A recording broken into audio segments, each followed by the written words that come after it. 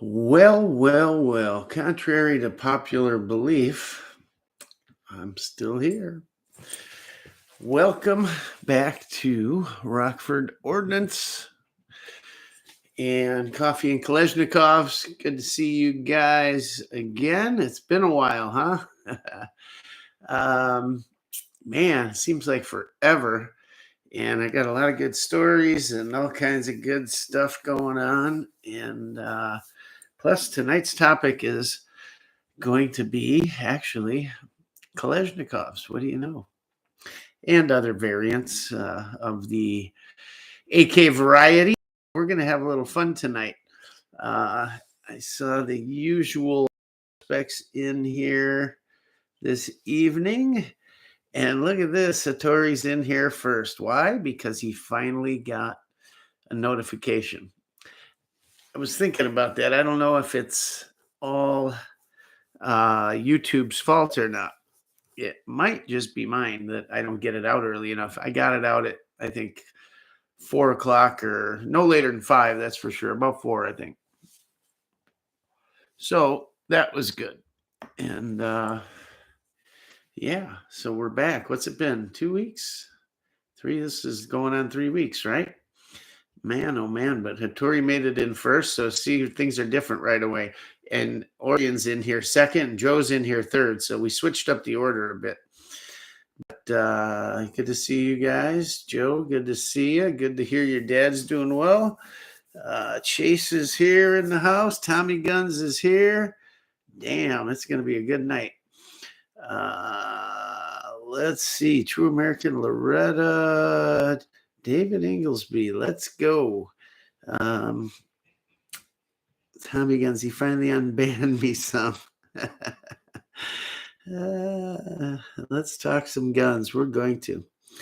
And Save the Bees got in early too. Man, it's a good night. We got all the regulars. All we're missing is Dixie, and we're good. The rest of them, they'll be along. So what happened? Let's see.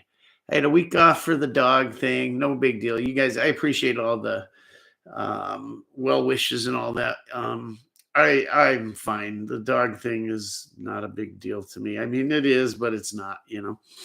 But Mrs. Rock's doing fine, all of that. And then we had a friend's wedding, a friend's daughter's wedding in Cabo San Lucas. So we went down there, and I'm going to save you the gory details.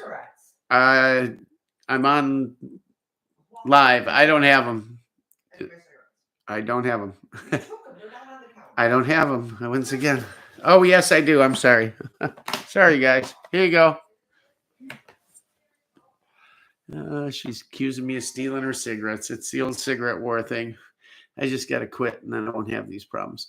Anyhow, we go down to Cabo San Lucas, and before we had left, I said, man, I've got this top 5 thing of big saltwater fish I want to catch.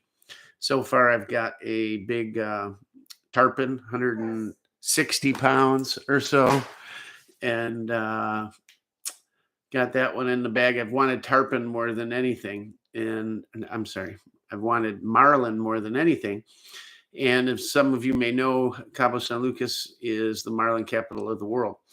Unfortunately, the big ones, the blue and black marlin, don't come in until later in the summer, and it really peaks in like September, October. They have the World Marlin Championships there. So I was a little bummed. It didn't seem like it was worth getting a boat or nothing. Well, we're on a golf cart coming back up to our villa, and can't help you there. Sorry, guys. I'm being interrupted here. She thinks it's okay to just interrupt a TV broadcast. Anyhow, we're on this golf cart coming up with this other couple, and the sea is just thundering. It's just, the waves are crashing. It's so loud, and I commented on it, and the guy says, that's why the fishing is so good. Total stranger. I said, oh, you've been fishing? He says, yeah, it's been pretty good. Boat tomorrow. You want to go fishing? And I'm like taken back a little. He goes, yeah, my wife doesn't want to go, so If you want to go, come on along. I said, that's got to be expensive. He says, it's already paid for. Don't worry about it. I was going to end up going by myself. I looked at my wife. She said, go. We go out fishing.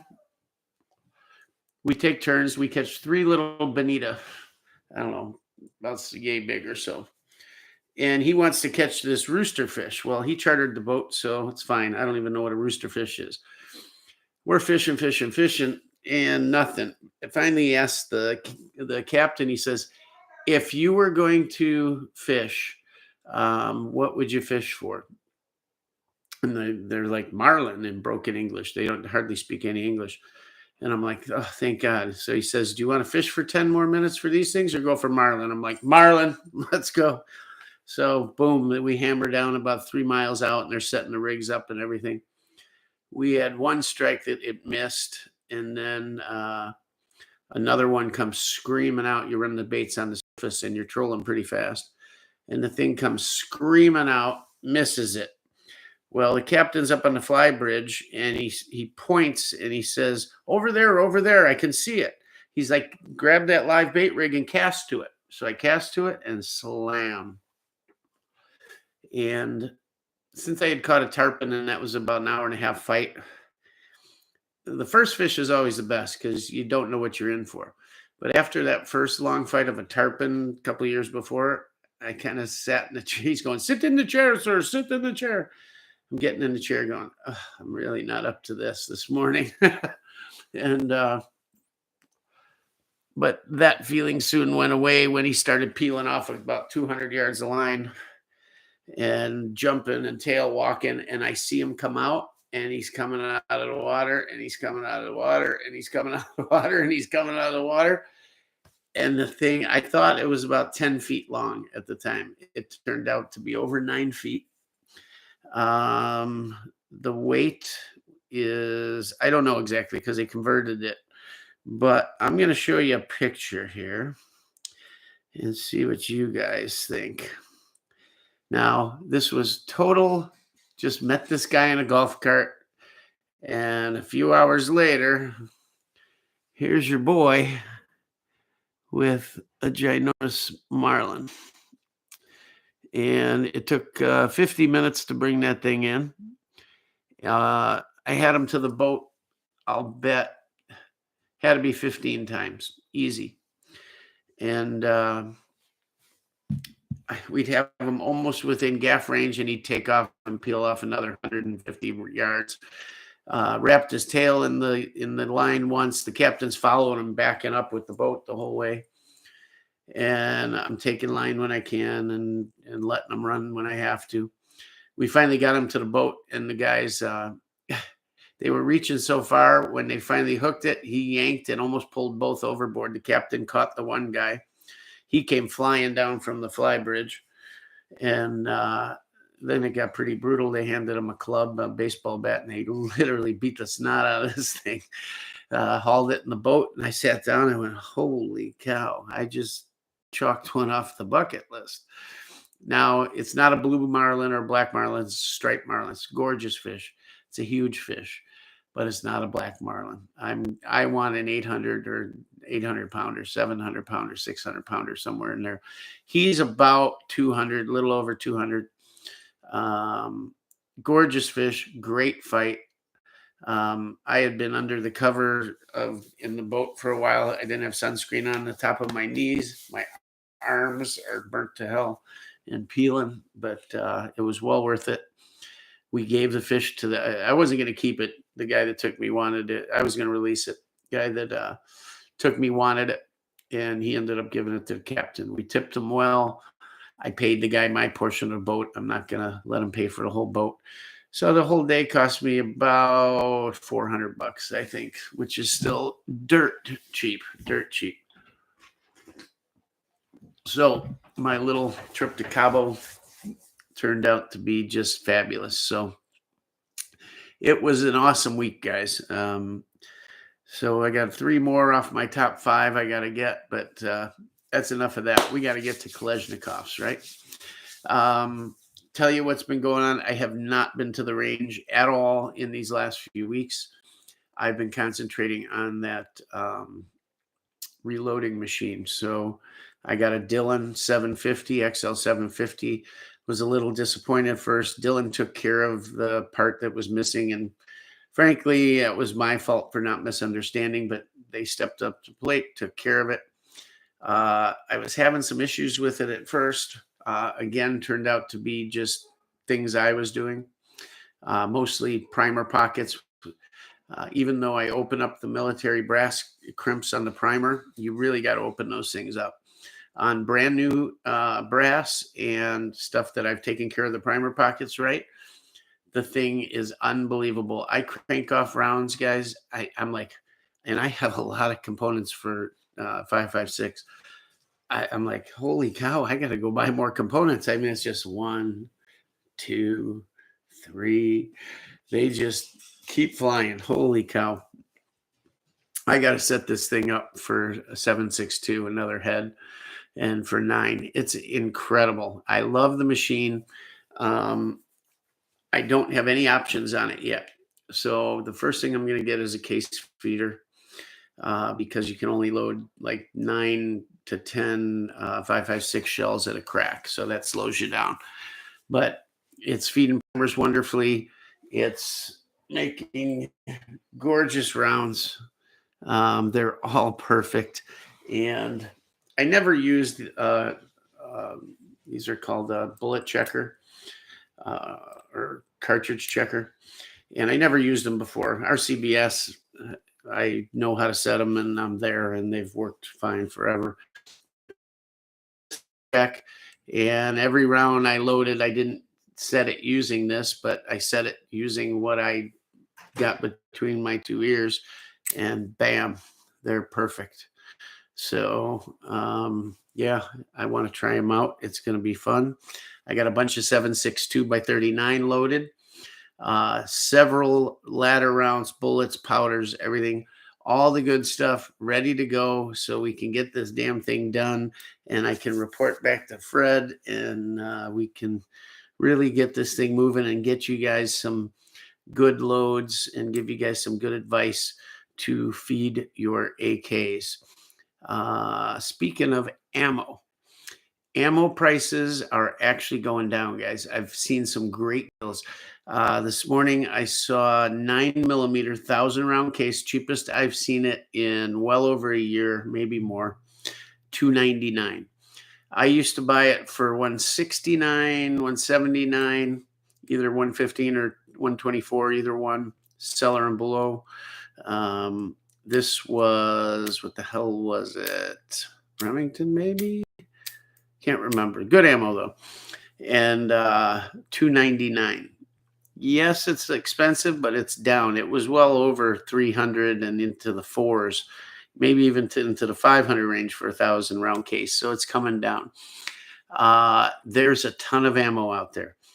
I would suggest, if you're going to buy ammo, keep buying now, because it's not going to get much cheaper, and you'll probably see it go up, and inflation is killing things, guys. Absolutely killing stuff. I can't believe how bad it is, but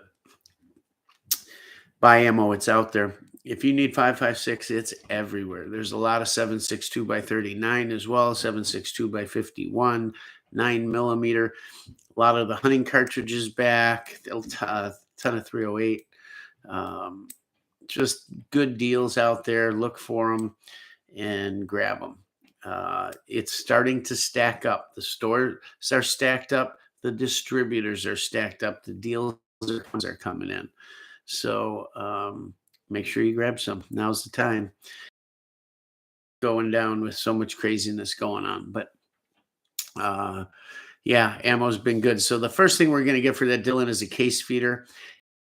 I've also solved the problem of case prep. Case prep is the big problem with these progressive machines, because you got to get so many cases, and they've got to be done really well, mainly the primer pocket. So what I'm going to is I'm going to start swaging my primer pockets instead of just using a little military crimp remover. Essentially, it shaves it down. it does an okay job, but sometimes it just doesn't go deep enough. Sometimes primer pockets are tighter, that type of thing. By swaging them, it actually pushes a little die up into the primer pocket and reforms it, and then they run beautiful. So they make a thing called Swage It that can go in the press. Essentially, what I didn't really understand is if you want to truly progressively load, you have to progressively prep your. If you keep prepping your cases the way I used to, uh, depriming and sizing on a single press, it takes so damn long. It doesn't feel like you made that much progress. So I'm getting a second case head for the Dillon. It is going to encapsulate a decapping, a primer pocket swaging case trimmer. It'll trim a case with the pull of a handle. It's an electric one. It mounts in a die. And when the case comes through, they're just fabulous. They're ready to go. So that'll solve that. It's a lot of money to add all this stuff. It's $400 for the trimmer, $150 for the swage tool. The other guys I have, the case feeder is almost $400. If I want to do a bullet feeder, that's another roughly $400. It adds up fast. That case trimmer is $400. So we're going to add it slowly, and that's where my money's been going lately, is getting this machine up to par. It's running just fine right now, but it'll be so much better. I don't even know if I'll do a bullet feeder because, God, I feel like I got to do something, But the case prep will be better than ever, and then loading will be a breeze. I'm going to eventually set up a complete machine head, which with everything set up for each cartridge, and you just pull the whole thing out, and they make stands for it. So when you want to load nine, you pull the whole case head. It has the sizing die, the bullet seeder, the crimping die, and even a powder measure. You buy a separate powder measure for each one. So each head is like $500. But once it's set up, you never change it. It's just put it in, drop 2 pins, and go. Unless you got to change the primer bar for large or small. So over the years, I'll set up what I want. I started with 5.56.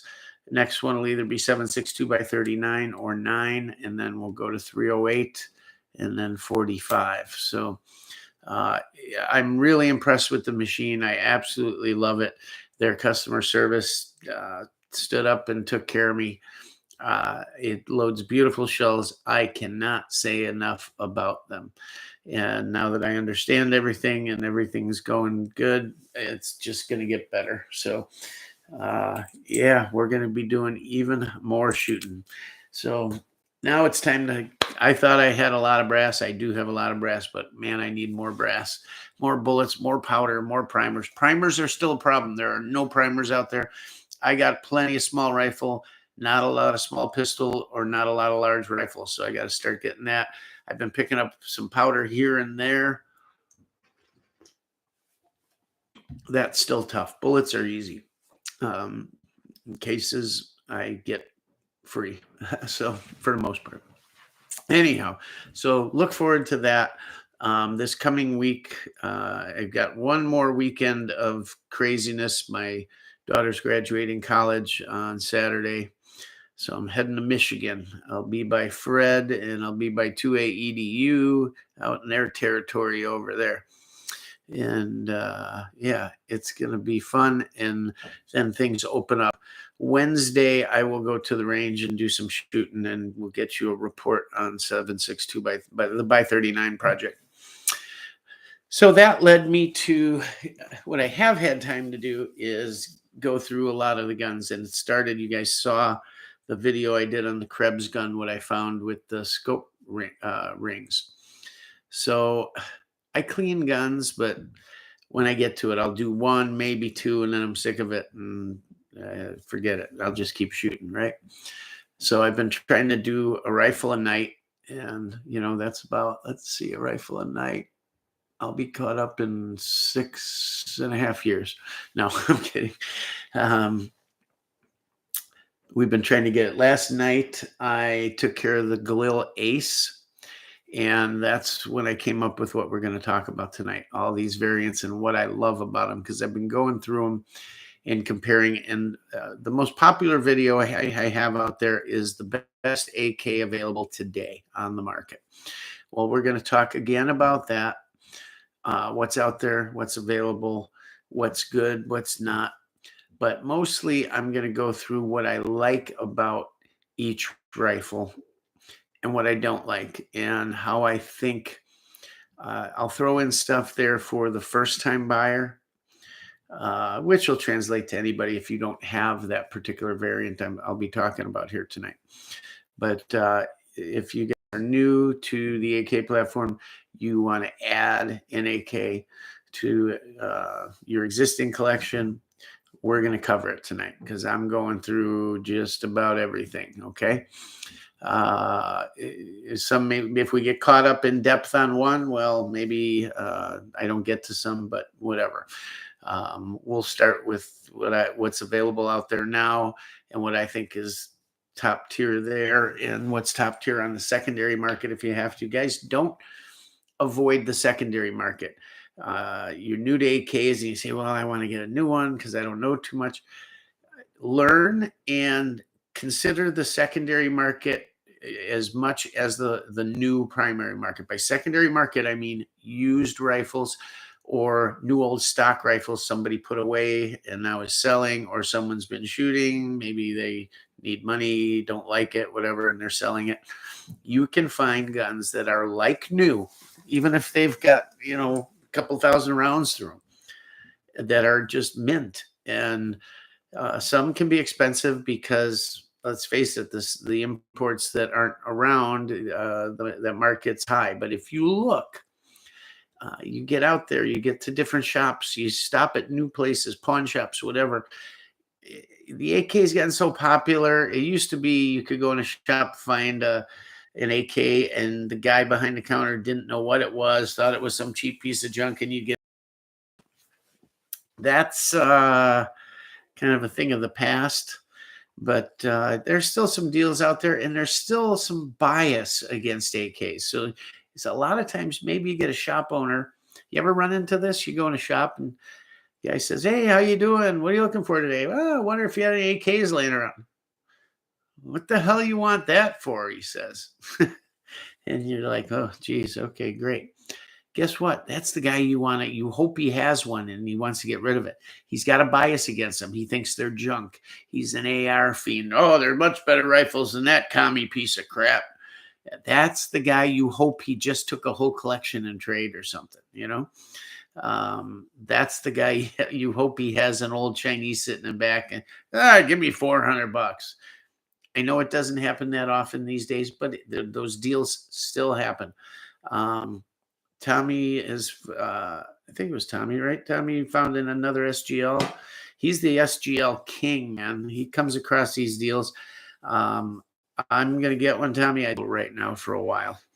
Plus, Mrs. Rock is redoing a lot of the house. I'm doing projects to keep her happy. Got to keep Mama happy, right? And she wanted a new laundry room. So I'm doing a new laundry room. And I should be up doing that instead of talking to you guys. But she was nice enough to let me do this tonight because I slacked off yesterday. But so that's costing me some money too. But hey, I spend so much on guns. She's more than deserving of some spreading the wealth a little bit. So that's what we're doing and having fun doing it. So I'm going to go through the comments real quick and we're diving into the AKs. That's enough of all that. Let's see. Man, you guys are chatting away. I hope you're having fun in here.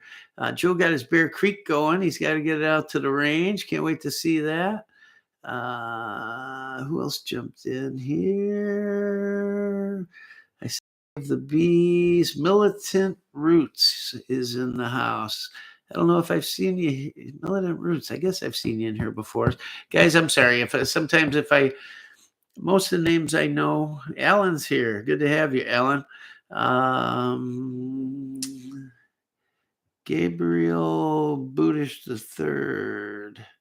What's up, everybody? Picked up a Beretta 84 BB Italian Police. Very good to excellent for $399, is it?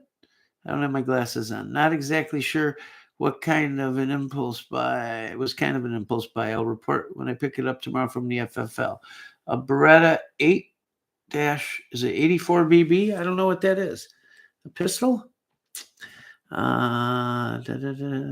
That's awesome. So it must be a good deal. Chase says, dude, that's awesome. What the hell is a Beretta 84? It's the shotgun, isn't it? I think. I don't know. Milton Root says, damn, everybody, he must have got a great deal. 762's in the house. He's got the best name. He's got the best screen name. Did you guys get over there and buy some of his?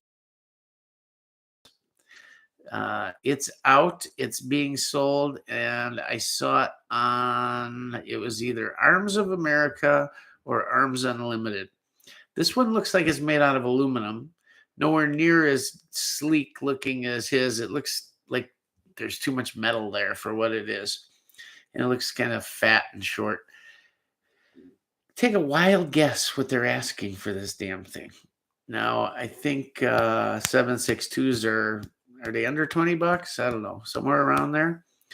This guy, it's $54. Well, for $54, you know, everyone on this channel would say, it's a stick it, right? It's crazy. I saw it on an ad they sent me or something. I'm like, oh, look at this. I'm like, did he branch out? He saw it. And then I look at the tool. I'm like, that ain't his. But I mean, okay, it's aluminum. Okay, it's machined, whatever. To me, aluminum, if you really had a crank on one of those things, I don't know. You know, I could not, I almost fell out of my chair when I read the price. Craziness. But yeah, for those of you that don't know, he's got a tool to open up the lever for the gas block and to remove the handguard.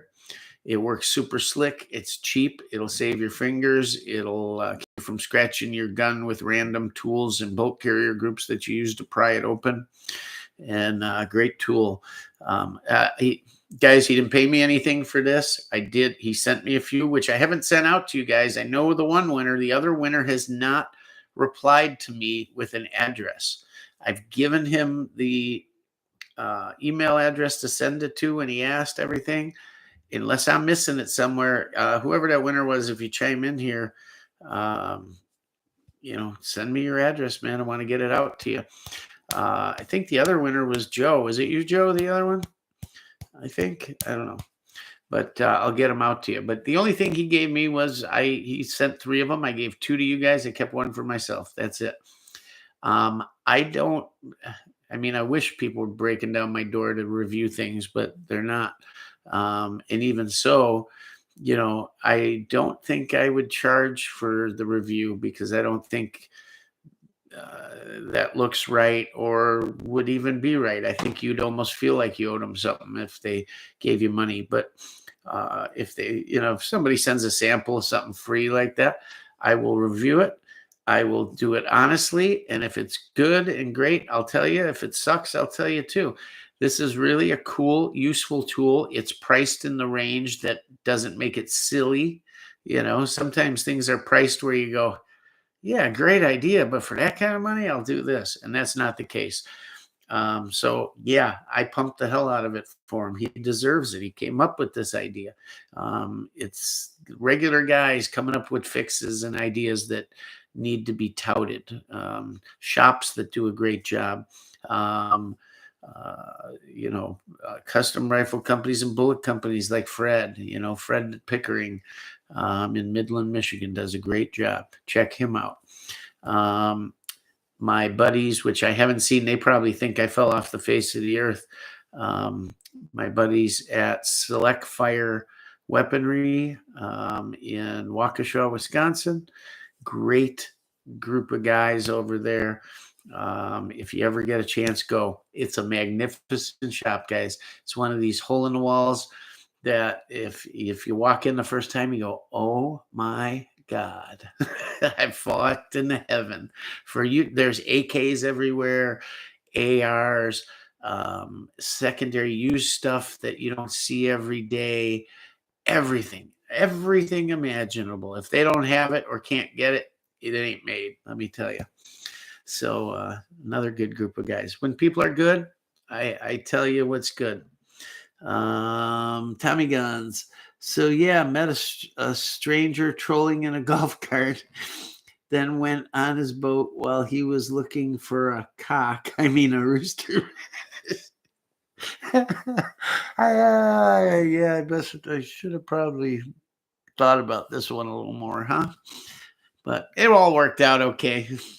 I didn't wake up with pants around my ankle and my backside hurting. I was okay. It was good. I had zero sleep though, man. I was sleeping when the first fish came to hit. I was sleeping when the second one hit, kind of, but I had opened my eyes and saw them come out. By the way, when they come out like that, some of the baits are only 20 feet behind the boat on the surface. Those fish will be down 30, 40 feet looking up, and they come soaring up. When they come out and slam those things, you talk about heart attack time. Holy Christ. Some look like they're going to come right in the boat. So he goes on his boat while he's looking for a cock. A rooster fish. Ever hear stranger danger? LOL. Then they grab any balls.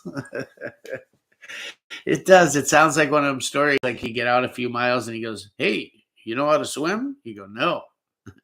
Good. Here's what you're going to do, son. Squeal like a pig for me, boy.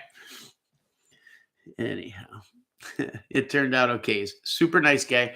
He's actually an attorney out of, attorney, right? No, an attorney out of the Phoenix area, and huge fisherman, and just a really, really cool guy. How nice is a guy that just says, "Yeah, come on, I'm going to be by myself anyways. I'd like some company." I mean, if his wife hadn't been in the golf cart, I may have thought twice about it, but hey, whatever. So I want to get through these and get onto the AK. So let's go here. Joe, I need 5.56 if you run out of room, Rock. I'll just shoot more, Joe. But one of these days when we have a shoot and we all get together, let's do a shoot this summer, guys. I want to do it. Tell me where. I'd much rather do it in Wisconsin. But if I had to get down in Illinois, that's fine. If one of you guys had an idea of where to host it, and it's close, Indiana, Michigan, something like that, I'll do it. So come up with some ideas. If somebody wants to sponsor it, have it at a place, or you guys somebody's got property and wants to do it, we can do it. So come up with it. Like the 2A EDU shoot. That was an awesome shoot. I had a blast. Literally. Colin Zastava has some great stuff. I'm waiting to maybe sell some stuff to get a 5.56 Zastava. I shot that 5.56, guys. I did one of the first reviews on the internet. I think, what's his name? The guy that wears the shorts all the time. I always forget his name. He was one of the first two, and I think I was the third one out there. I went to that Zastava shoot down in Illinois and got to shoot it. And impressive gun at the time. The mags they had there with it, I was not impressed with. But from what I understand, they're coming with some nice mags. I would buy one, but I have the Sam 5, and I haven't got that thing together formatted the way I want it yet. So to do another one, I don't know. But I do like the adjustable gas on that gun. It just gives you options, especially suppressing stuff like that. So that's something that the Sam does not have. And the Zastava, even though it's Yugo furniture, Yugo furniture these days is no big deal. It used to be you couldn't find a lot of stuff to change up a Yugo rifle, but today everybody makes stuff for them. And actually, there's more stuff for a Yugo rifle than there is for a milled Sam 5. I can't, I tell you guys all the time, I'm still waiting for the right stock for that gun that's optic friendly, because it's just not. And that's what's holding that gun back, is an optic. I have the optic. I don't have a stock and cheek riser that works with it. But yeah, the Zastava is up there, guys, for you new guys, someone looking for a first rifle. And I always say, buy an import first, because they can go away, right? Look at how many things have gone away that we can't get anymore. Okay, you want to buy a PSA, you want to buy a KUSA, guys, you'll be able to get those. They're here. Buy the imports. You have to while they're here. That's the true thing. Why wouldn't you want something from a military arsenal, from a company that's been building them for armies around the world? That's what you want. Those are the guns that are going to be worth money, or already are. And Zastava makes a great gun. If you hear someone talking bad about a ZPAP, an NPAP, an OPAP, did I say NPAP? You hear someone talking bad about those guns, I'll tell you right now, they don't know what they're talking about. Don't walk away, run. Find somebody else to get your information from. They're great rifles.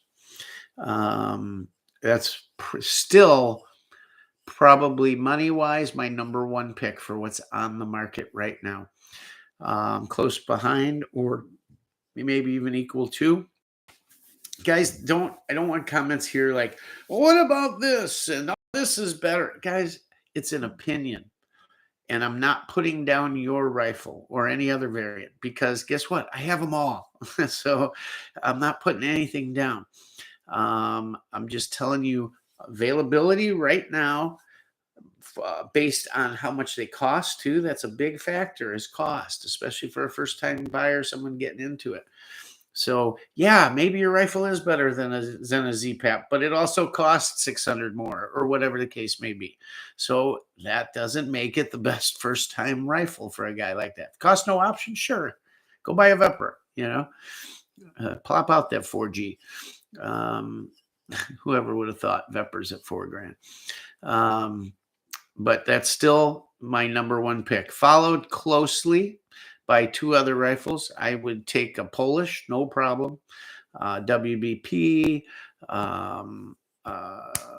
or you could do a bunch of Fox.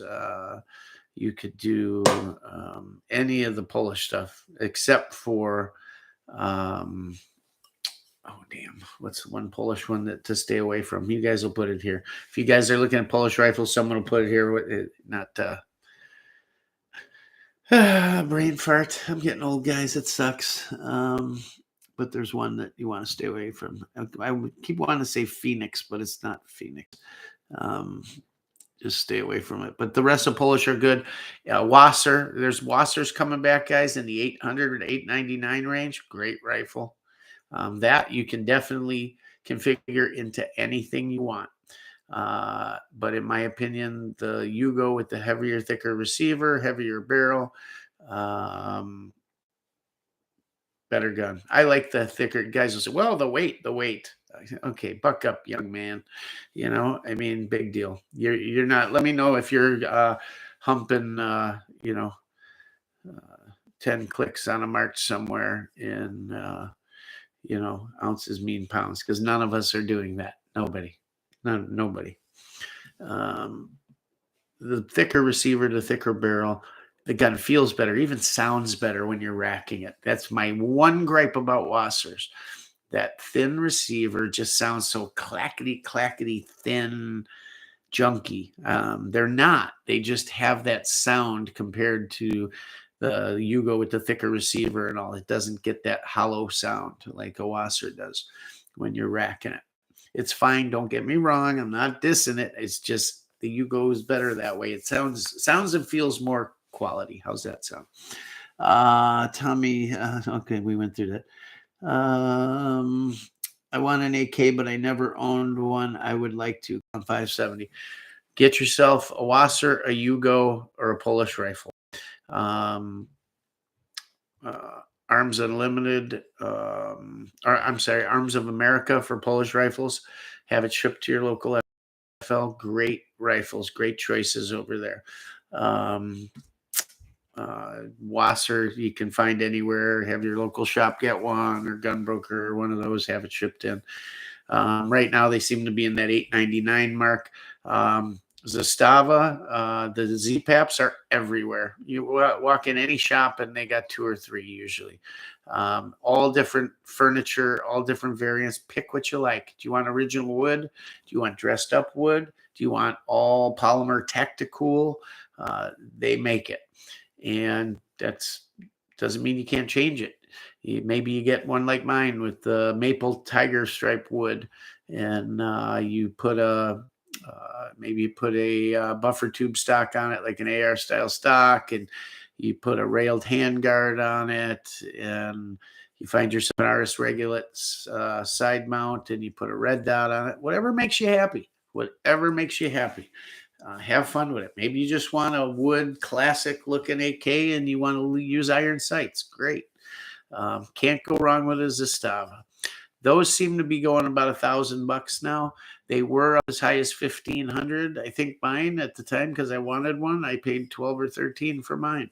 I wasn't afraid of it. I wanted it. It was sitting right there. Select Fire Weaponry, Waukesha, Wisconsin. Yeah, I knew it was too much. I knew they were hosing me. No, I'm kidding. I'm kidding. I wanted the gun, I bought it. That's all. And in their defense, they were bringing that money at that point. That's all. I've never asked them for a penny off on a gun ever. And I usually negotiate my ass off, but I've never asked them. I don't know why. I guess I just like them and I appreciate the information they give and that kind of stuff. But that's over, just so we're clear. If one of you is on here, they're on here a bunch of guys sometimes. That's over. We're negotiating. It's, yeah. Those list price days are over. No, I'm kidding. But I do usually negotiate. It never hurts to negotiate, guys. Depending on if it's a great deal and you know it's a great deal, just snap it up. Don't beat somebody up over $25. There isn't a ton of markup in most guns, but depending on how a shop prices them, some shops I know price high. They price over list. And guys will walk in and go, oh, look at this. They're trying to screw me, this and that. No, they're not trying to screw you. They just are one of those shops where maybe over the years it's become kind of standard operating procedure that their customers come in and negotiate. So they give themselves a little extra room or whatever. But no matter the price, it never hurts to ask for a little off. Just don't be that guy, where you're beating them up over $10 and you're going to walk and the guy down the street. Don't be that guy. They got to make money too. And guess who's there for you when you need something? You build a relationship and maybe they'll order a gun for you, or maybe something cool comes in. And, if you're just that guy that, once every 6 months, you stop in maybe every week to give them a hard time, tell them that how high their prices are, and negotiate like a douche and walk out over $10. Who do you think they're going to call when the cool stuff comes in, or who do you think they're going to set one aside for? Build a relationship with your local shop, guys. We need all the gun shops we can get. We need a gun shop in every community, on every corner, serving the local sporting population. That's what we need. Gun shops have gone away like you wouldn't believe. I used to have, on a Saturday, let me think for a second. On a Saturday, I could make the rounds around town, and I could go to 1, 2, 3, 4, 5, 6, at least 6 gun shops within, it never was only an hour, but I could go to all of them, spend 10 minutes and be at all 6 of them within 2 hours. And they're within 20 minutes of each other, probably a half hour. Now, out of those shops, let's see, 1, 2, 3, 4 are gone. 4 are gone. One was a sporting goods chain store, but it was a good one. They had a lot of cool stuff. It's where I bought my first Mosin. They carried milsurp and stuff like that. They're gone. Gander's gone. That's not a local gun shop, I know, but it can be. The guys there get to know you. I had a guy there that knew me, and when a sale was coming up or he got something cool in or a trade came in, he'd call me. I was one of the first he'd call. The gander's gone. Then there was this one hole in the wall little shop that was awesome. That went away. Then a local guy that owns an auto repair facility and so had a small shop, but had stuff on. Finally got fed up. He says, I'm sick of the hoops I got to jump through and all the other crap as an FFL. And he decided it just wasn't worth it. And he bailed. Then my favorite gunsmith that I bought a lot of stuff from and shipped a lot of things to and all that. He finally, the crime in his area, he had security cameras everywhere. He would have people stake out the place, try and jump him as he left, follow him home, try and rob the store. You name it, he had it happen. Thank God he was always one step ahead of him. But enough was enough. Same thing with the FFL. He was actually in Illinois, and he had enough of it. Between Illinois and the feds and everything else, he had enough and called it quits. A damn crying shame, because just a nice, knowledgeable guy. They're going away, guys. Support your local dealer. Ask them what they can do. Maybe shoot them a price. If they can do it, they'll do it. If they come back at a number and they give you a little off and it sounds good, buy the gun. Don't beat them up. I'll bet your average rifle, they're lucky to make on a higher price rifle, maybe 100, 100 and a half, 200 maybe. On your average $200 to $600 handgun, they're lucky to make $50, guys. Lucky to make $50. Don't beat them up. Do business there. Buy things from them. Buy your accessories and different stuff when you see it. Don't be that internet whore that's looking for $3 off whatever. Build a relationship. It's worth $2, $3 here and there. All right. Got a 1,000 round CCI Blazer brass for $365 delivered, and another 1,000 of the Republic, which is Barnewell 76239 for $375 to the door. 1,000 round CCI Blazer brass. Brass what, 9, I assume? And 1,000 of the Republic 762. That's pretty good price. Very good price. Good deal. Yeah, just look for the deals, guys. It's out there. Target Sports has free shipping. So does SG Ammo. Great, great site. That's who I use all the time. I love them. They're great. Most all of his stuff right now, I think, is free shipping. But there's a lot of 76239 on there for free shipping right now. So check him out. He's awesome dude. The stuff's there in 2 days, man. Boom, right to your door. Awesome. I love those guys. MZ's here. David Ferris, finally able to catch this stream, being off this week. Well, good. I'm glad you're here. And trust me, we're getting to the AKs. We usually go about 2 hours, so don't worry. We're 49 minutes in. We haven't even touched them yet, hardly. Thinking about a Meridian Defense Pestilence for my next AKM. That's David Ferris. So Meridian Defense, those are gorgeous. And what did I used to say? There was something with that rifle that was hilarious. I used to use it as an example, and I can't remember what the hell it was, but great rifle. Meridian Defense, I use their BD2 muzzle brakes on a ton of my AKs. I'm looking at them right now. I got one on an NPAP. I've got them on, what else? A Vepr. They're my go-to basic muzzle brake. You can do the BD2. They used to be around $50 and really nicely machined, laser engraved, a 2-port brake. and it works fabulous on the AK. If you're looking for an inexpensive break, that the BD2 is the way to go. I always recommend it. And that's Meridian Defense. They make a lot of nice stuff. And these rifles they made, there's a series. There's the Pestilence. There's one or two more that they have named, and they're just cool rifles, and they're quality. They're really well built. That's one of those boutique vendors. I call them boutique AK makers, like Krebs, or what's his name over at God, it's late and not enough sleep. I'm sorry. What's his name? A lot of people consider him the AK god, but I think I take Mark Krebs over his stuff. But yeah, nothing wrong with a boutique rifle.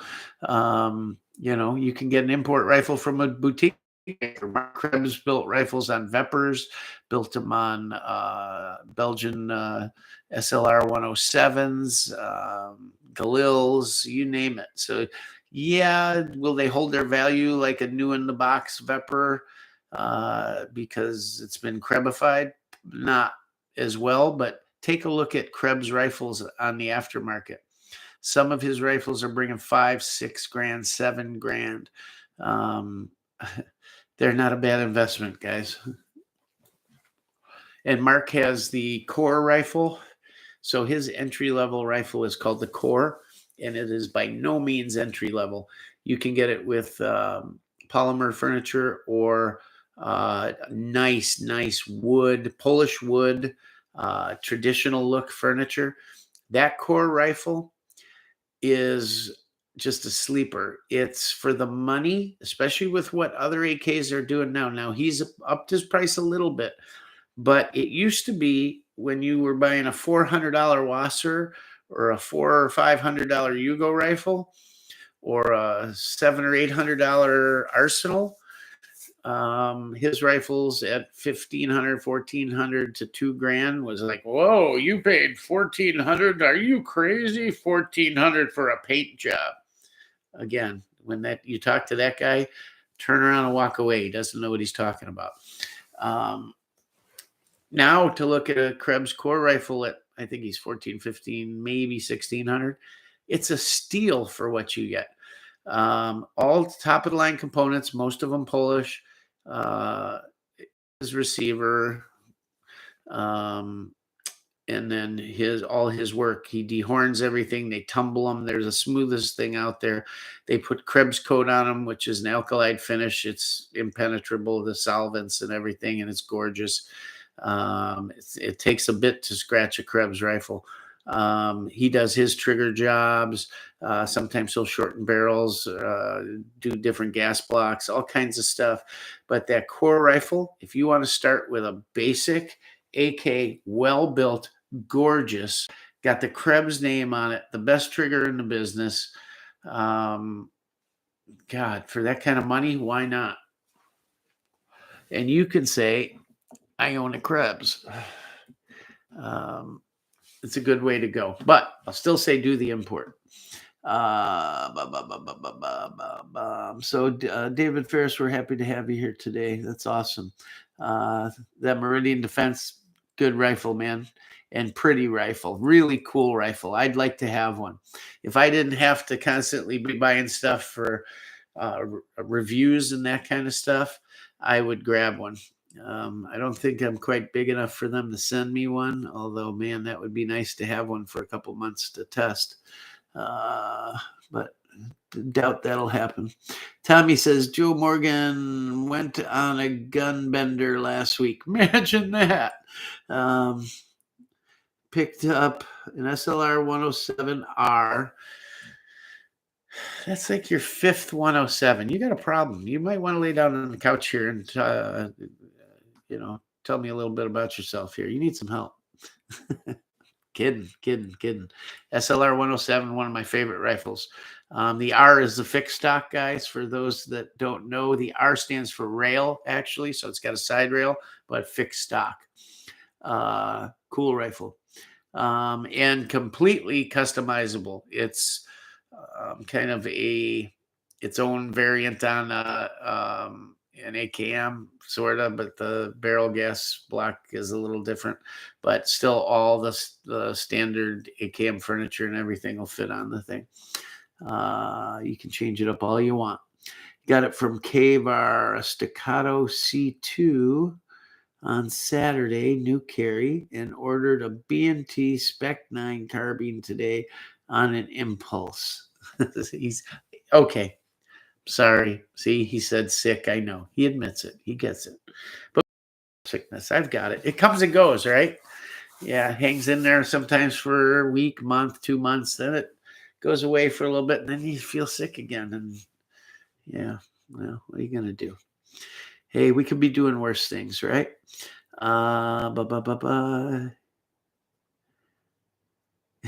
He says, Joe says, Tommy, you make gun life more fun by the day, man. You get all the cool toys.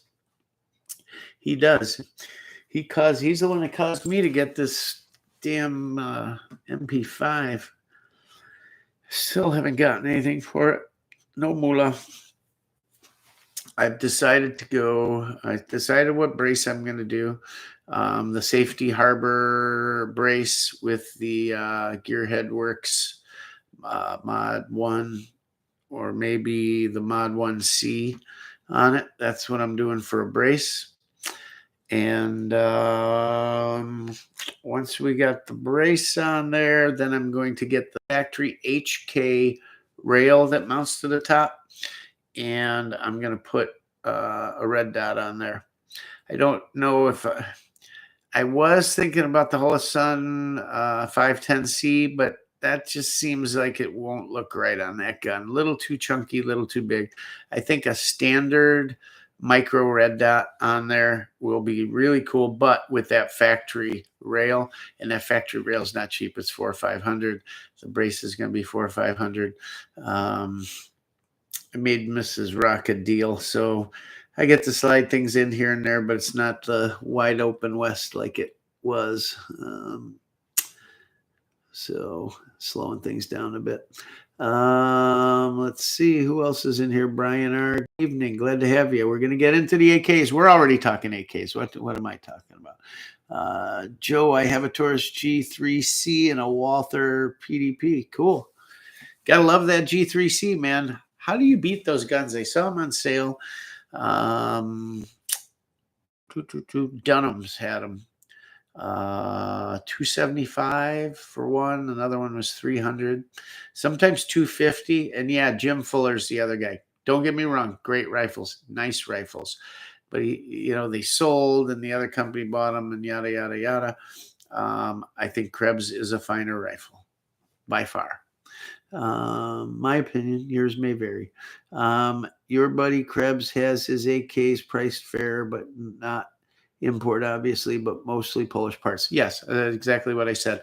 He used to, a few years back, and pretty much since the beginning, he would take an import rifle and do his changes. And he did them on slant cut Vepers, Vepr FMs, tons of Arsenal guns, all different ones.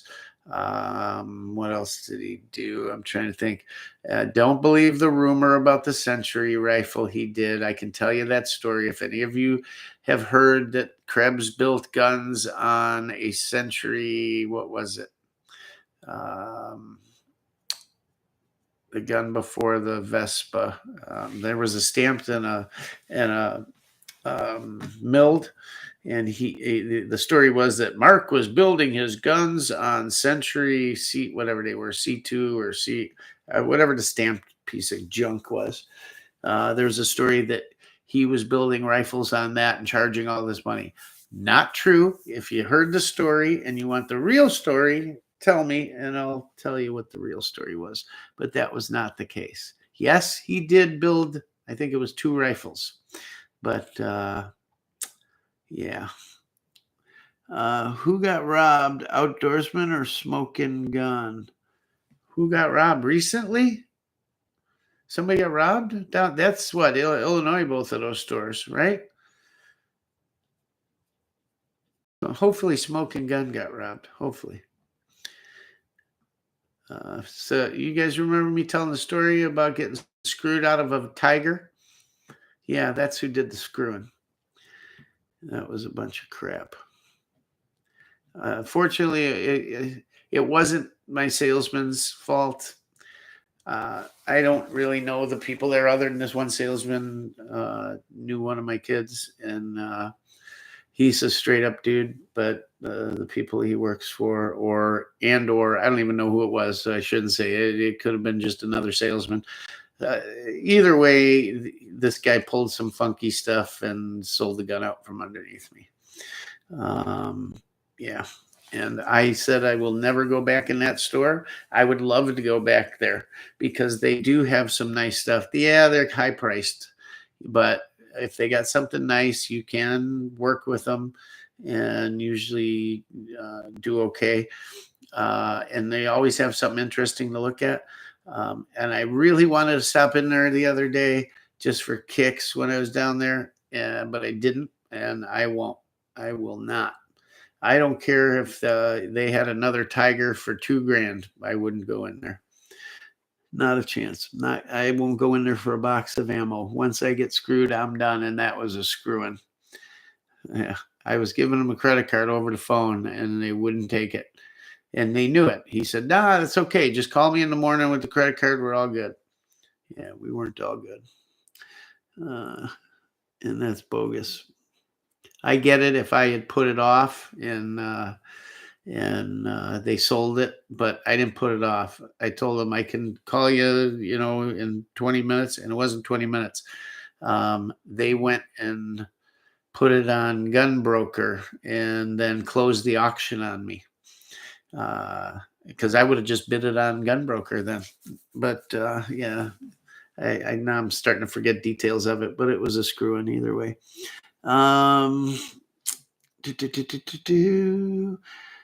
Let's see. Jim Fuller does build some nice stuff, but he's not actually building them anymore. I didn't hear about anybody getting robbed though. And you're thinking of the King, Jim Fuller. He's not. Don't call him the King. Please don't call him that. Rifle Dynamics, yeah, and they are top tier. They're nice rifles. Honestly, Jim's is right there with Krebs, but his finish is nicer. I don't think so.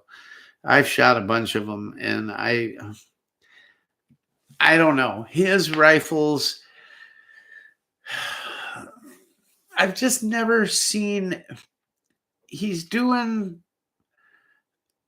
cool stuff, but he's doing stuff everybody's doing. And Krebs was doing it before then, and Krebs has developed his own stuff, like the safe, for instance, and a million other parts.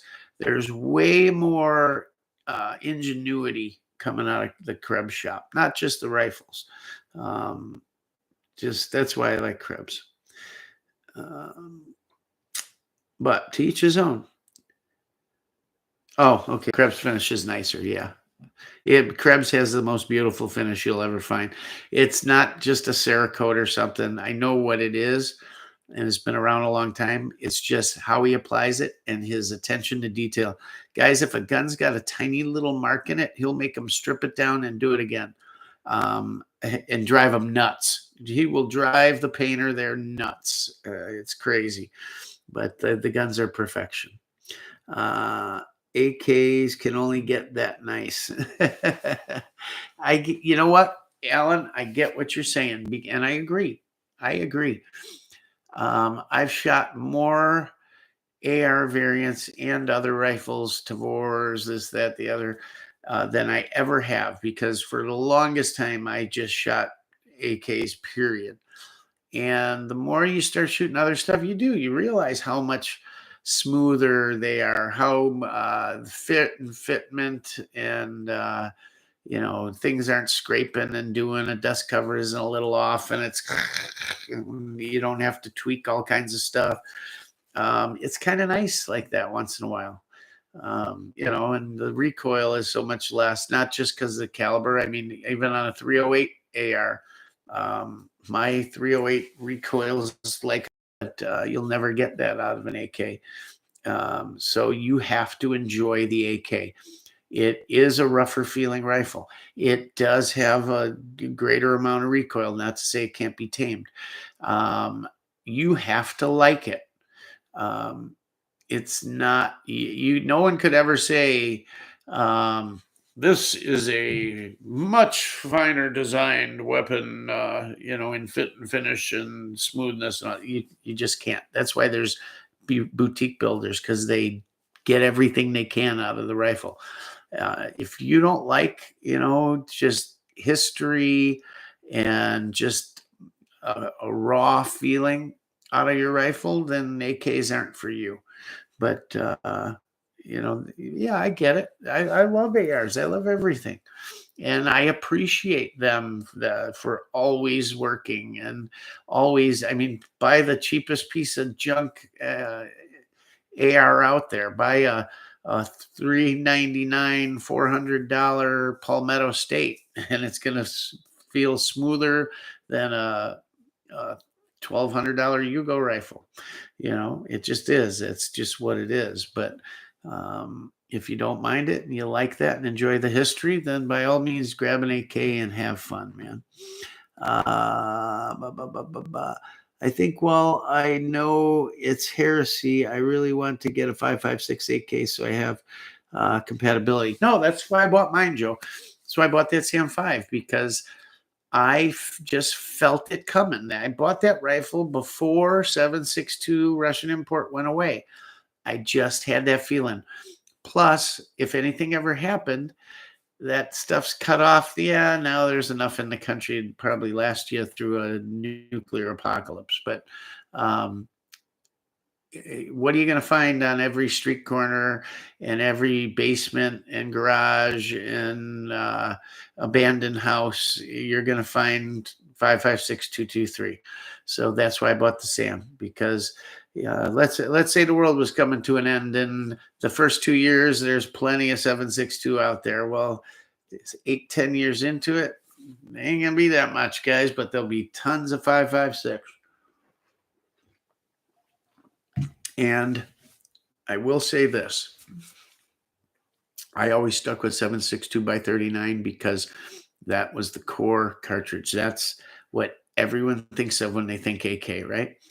And it's a 30 caliber bullet. Yes, it's a mid, what they call a mid round. It's not a full size battle cartridge round, but it kicks like a 30 cal. Now, shoot a 5.56 gun or a 5.45 gun, it's a whole different world. Whole different world.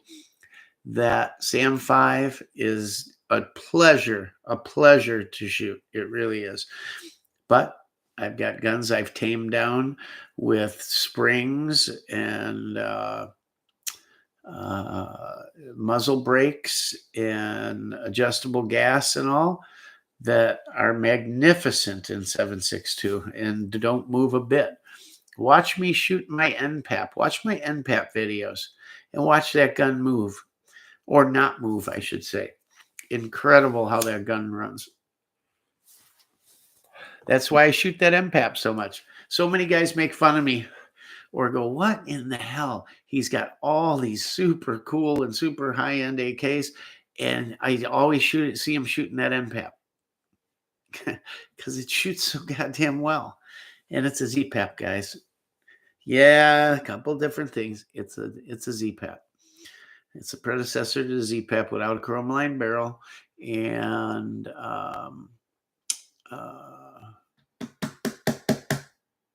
without the chrome line barrel. How's that?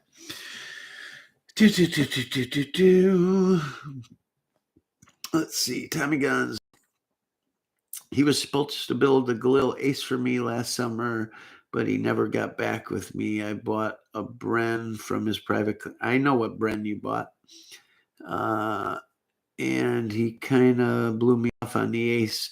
I had a bad experience. Okay, so here's what happened.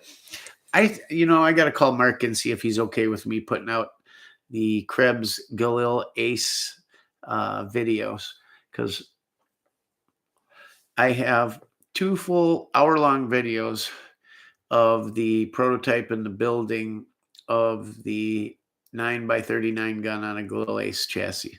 So that 9x39 gun was going to come out on Galil Aces. He was going to make them out of that.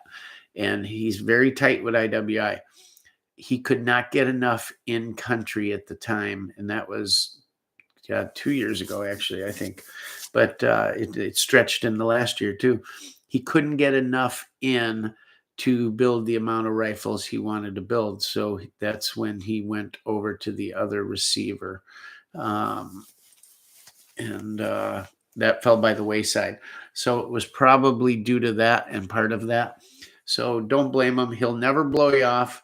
He does get busy. He does. But then talk to Brian up in the office. Brian will relay things. Brian will get anything you ask him to get handled, he'll get handled for you.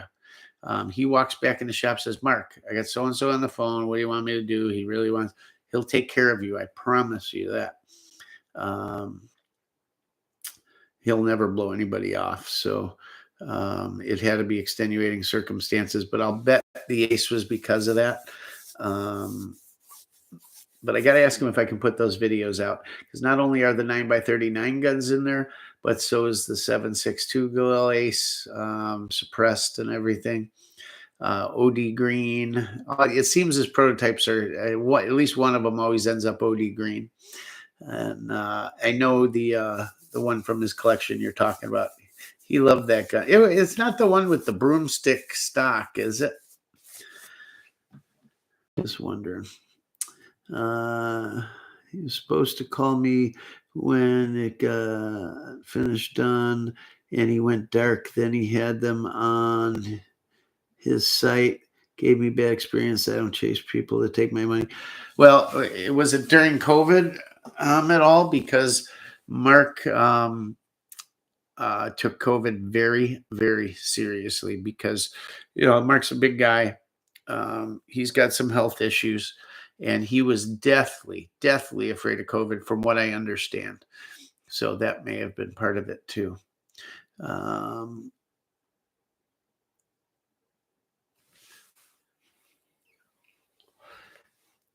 sold off an LMT 5.56, got more than I paid for it.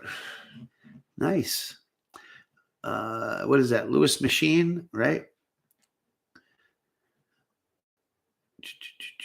Can you show your Wasser? Choppy, I would love to show my Wasser. I would love to sit here with tons of guns. I'm sitting around, what you can't see here. I'm literally surrounded by rifles, but YouTube policy says I can't show them on a live stream. Good video you might want to watch is Vepper versus Wasser on one of my videos. My Wasser is on every intro to my video. I'm shooting it there. That gun is going to be the first one to get redone when we start up our Cerakote, which is going to be very soon. I've been saying it for a while, but now Mrs. Rock is into it because she wants me to do some stuff for her. So we'll be doing that pretty quick here. And I got a sandblast to the old finish off. I did a appliance epoxy thing on that gun, and the entire thing was a write-up on AK Files, which is pinned in their refinishing thread, I believe. So when you're reading about the appliance epoxy, it's all my steps and temperatures and how to do it and everything. And I used that gun and another friend of mine from Too Fat Tactical, his gun, and did it in that. Those were the test subjects for that write-up. I wish I had done a video on it to show you guys, because side by side, my Wasser and Jake's Wasser, both appliance epoxy finishes. His came out so friggin' perfect. Like it looked like Russian paint. I mean, or it looked like a Vepper finish almost to a T. And the sheen and everything came out perfect. Mine, same thing, same temperature, same everything, came out so glossy and so smooth and like glass that it looks like a fake plastic toy. I hate it. And that coating's got to get blasted, but I'm afraid how hard that finish is going to be to blast off it. Let me tell you something about appliance epoxy. If some of you haven't heard, a popular finish for guys that build their own AKs is to just paint them with appliance epoxy and then bake them, similar to a Cerakote or something. So there's rattle can spray paint out there made by Rust-Oleum. Other companies make it too, called appliance epoxy. And it's meant for painting refrigerators, stoves, dishwashers, stuff like that. And it's not a true epoxy. It's actually, I believe, an enamel, but a super hard enamel. And when you bake it, it's a gloss color normally. But when you bake it at higher temperatures, and some guys will recommend 270, you want to bake it at 375 minimum. And it dulls down to the most perfect finish. And it's so damn hard. I literally can beat it with a ball peen hammer and not chip it, crack it, scratch it, nothing. It's like the hardest, toughest. It's like it was dipped almost. I mean, incredible. The key to it is when you paint it, first of all, prep like anything else. And if you read my write-up on AK files, the key to prepping one is whatever solvent you're going to use. You can use anything from spraying it down with brake cleaner to soaking it in acetone. If you're going to spray it with brake cleaner, use 2 full big cans, spray the piss out of it, then put it in the oven at 200 to 250 to gas it out. You're going to still, even if you use 2 full cans of brake fluid, even if you soak it in acetone for 20 minutes, you will gas it out in the oven at 200 to 250, and you're still going to get oil seeping out from around the rivets and pins and different stuff. And when you see that seeping out while it's baking, you can look and see, even when you pull it out, you'll see the oil seeped out. It ain't clean enough. Your finish is going to screw up. So what you do then is take it back out to the shop, spray it down again or soak it, scrub it, all that good stuff, and then gas it out one more time. 99.9% of the time, the second gas out, you won't find anything. It'll be fine. And after that spray down or soaking, you never touch it again with bare hands, only gloved hands, okay?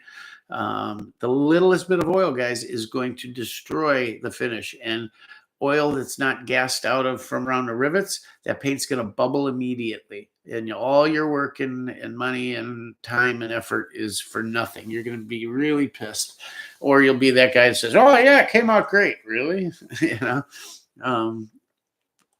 But if you do it right, prep it right, gas it out, then the key is right before you shoot it, by shoot it, meaning with paint, warm it up to 225, 250, whatever. If it's going to take you a little bit to get it out of the oven, hung and ready to shoot, bring it to 250. If you got an oven in your shop and it's going out of the oven on the rack and you're going to shoot it, 200 is fine. 175 is enough.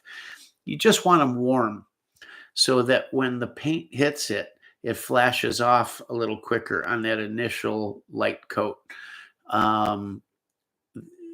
Go very light, dust it. Don't worry about filling it in. Just light coat. That first coat should be super light, barely covering, maybe 35% coverage, somewhere in there. Let that dry. Come back on your second coat. Maybe end up at 75 to 80% coverage on that one. And then you could go 100 if you want on the second coat. But again, light. And you're not spraying 6 inches or 8 inches. You're spraying a minimum of 12 inches back, and sometimes I'm back 18 inches. That last coat, I'm literally dust coating it because you want it to almost feel rough, okay? You want a sandy almost finish. You want that paint drying right as it hits the gun almost, you know? Don't worry about adhesion. As long as, for instance, on a Wasser, they're parked. That is the greatest finish to have underneath a paint finish God ever put on this planet. If you got a parkerized gun, shoot it. Just paint it, man. Don't worry. Prep it and paint it. it'll stick. So don't worry about coverage. But that last coat's got to be that dust coat. And figure it out. Use a piece of cardboard, and adjust your distance based on that, where it's got just a slightly rough feel to it. The problem comes when you do a full, complete coverage. And man, it looks great hanging there. It's covered. It's glass. It's right before it's going to drip on you, right? It's covered beautiful. You sprayed it, you're like, damn, boy, it's like you got a Binks gun out there or something, and your masterpiece, right? You don't want that. It's not going to look right. If you want that super glass finish, God bless, shoot it that way. But if you want it to look like a Vepr, a Russian gun, not so much an Arsenal, maybe, but just a nicely done finish. You want that dust coat, and let it dry 15, 20 minutes so you can handle it without screwing it up, and then put it in the oven. And I usually go 2 hours, and I'll go anywhere from depending on the paint, 350 to 375. The problem with my rifle came up is I was in a hurry. I was on the way home. I had to pick up more paint, and they didn't have the Rust-Oleum. All they had was Ace brand. I looked at the back of the can. It looked like it was made by Rust-Oleum for Ace and just rebranded. So I figured, what the hell? It'll be the same. Nope.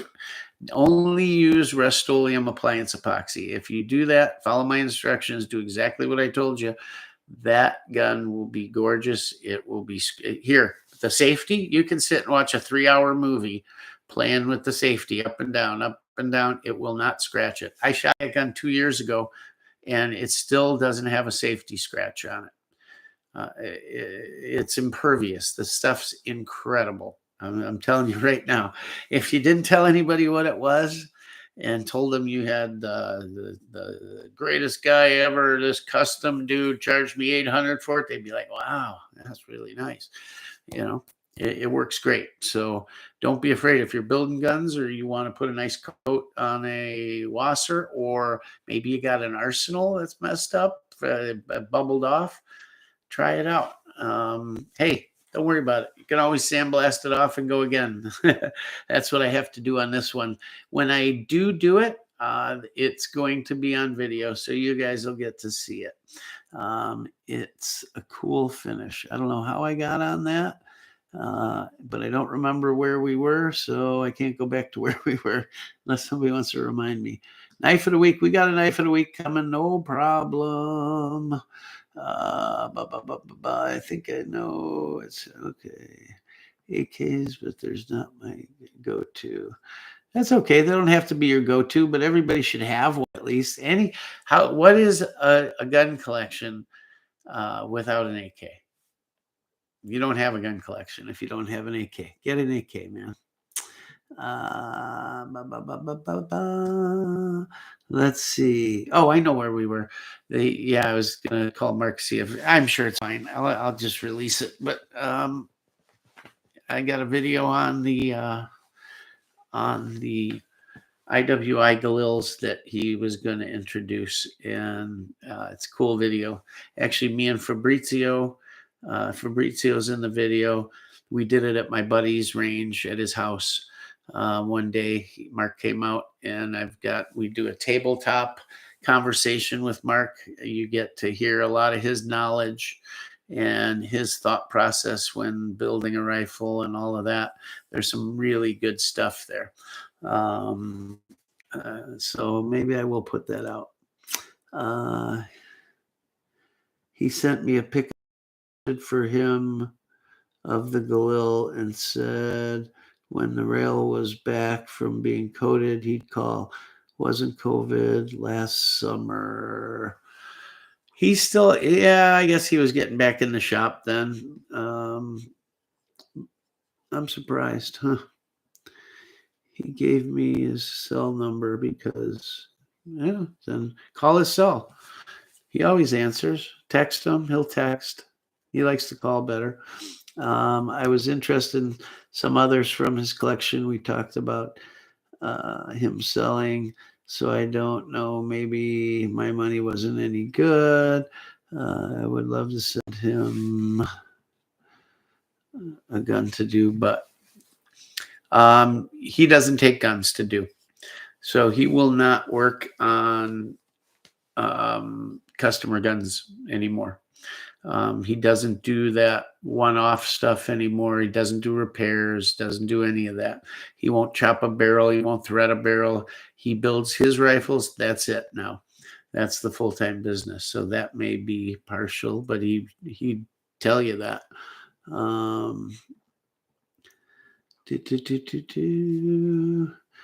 Don't think he is or will do a custom build. Yeah, that's what I said. Pretty sure I asked him if I send him a gun. Yeah, he will not. If you use brake clean, make sure it's non-chlorinated formula. Why? I use chlorinated all the time.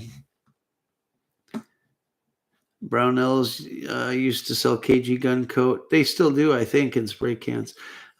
Did matte black twice. So nice. Not sure why they only sell it for sprayers now. I don't think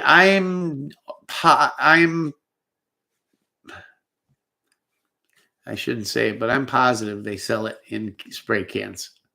I've seen it recently. Now, it might have been at a buddy's house or a shop somewhere, and maybe it was old stuff, but they sell it. You can bake KG gun coat too. Choppy, what'd you delete? You deleted 2 messages. How come? What's up? Yeah, so I told Choppy I can't show guns on the channel, unfortunately. True, I have 8 AKs, all by 39. That's how I am too. I just don't expect much from them past 150. I've made some pretty long hits with AKs, no problem. Are they as accurate? Yeah, they're as accurate as a standard issue M4, but you're not going to get, well, I shouldn't say that. AKs are pretty accurate. I wouldn't expect much out of them past 3, though.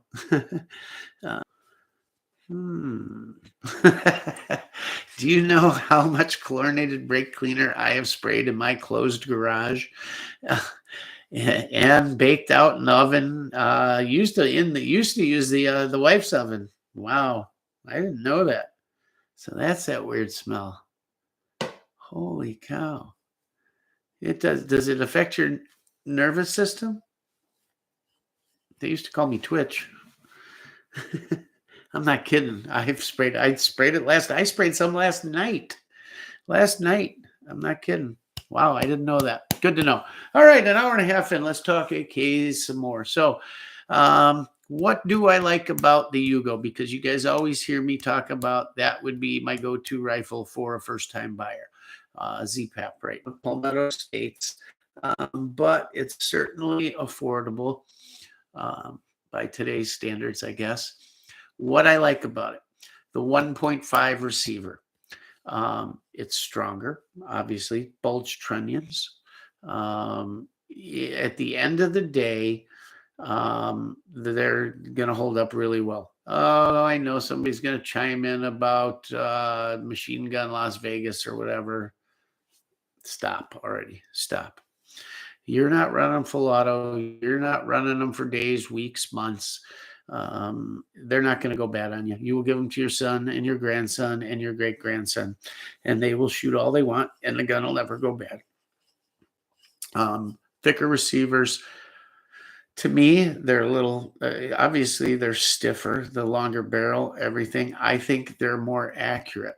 The thing that kills AK accuracy is barrel whip, and they get whipping pretty good. Look at any AKM and slow motion video, and what screws up everything is the barrel harmonics. They get screwed up by everything that's hanging off that thing. A big gas block, a big sight block, a non-free floated handguard, all these things.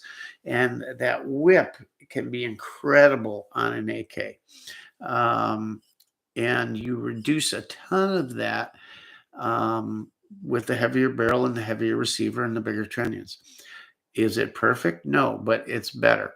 In the long run, I think they will definitely hold up longer than a straight trunnion 1 millimeter receiver. They just will.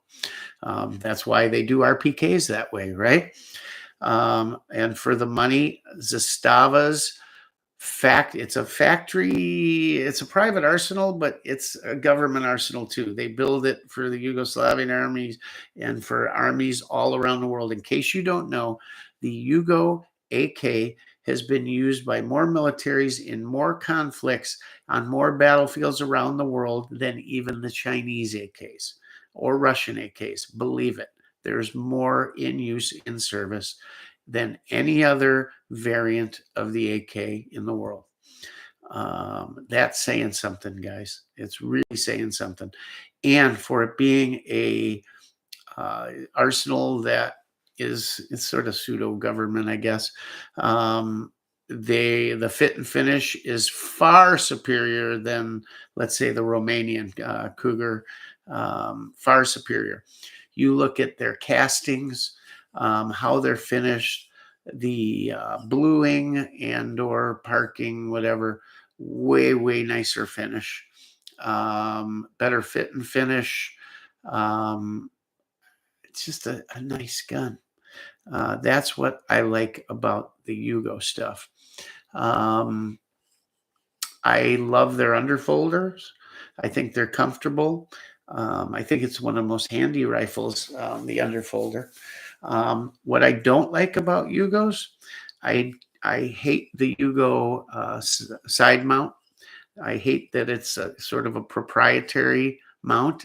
So for those of you that don't know, you can't just take a normal AKM, let's say, side mount like an RS Regulate or Midwest Industries or something. You can't just take it and slide it on. Won't work. Theirs is a little bit different than anything else out there. And that being said, there's a couple of manufacturers that the way they did their side mounts just don't work well. For instance, Zastava's side mount sucks.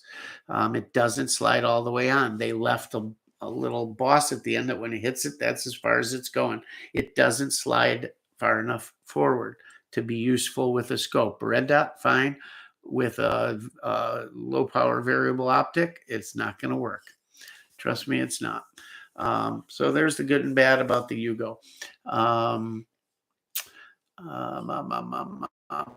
Wassers. What I like about them, inexpensive. Durable is all. Well, wait, Chris, you just said that the Yugo is much more durable than anything with a 1 millimeter receiver. Yeah, in the long run. But again, even the amount I shoot, you're not going to wear it out. It doesn't matter. You're just not. Drawbacks, even though it's gotten better, the finish on a Wasser. They've gotten a lot better, but you're still going to get some scuffs in the parkerizing, that kind of stuff. You'll see some scratches, things like that, some rub marks. It's just how they are. So if you want a perfect gun, the Wasser is not for you, even how they do it today.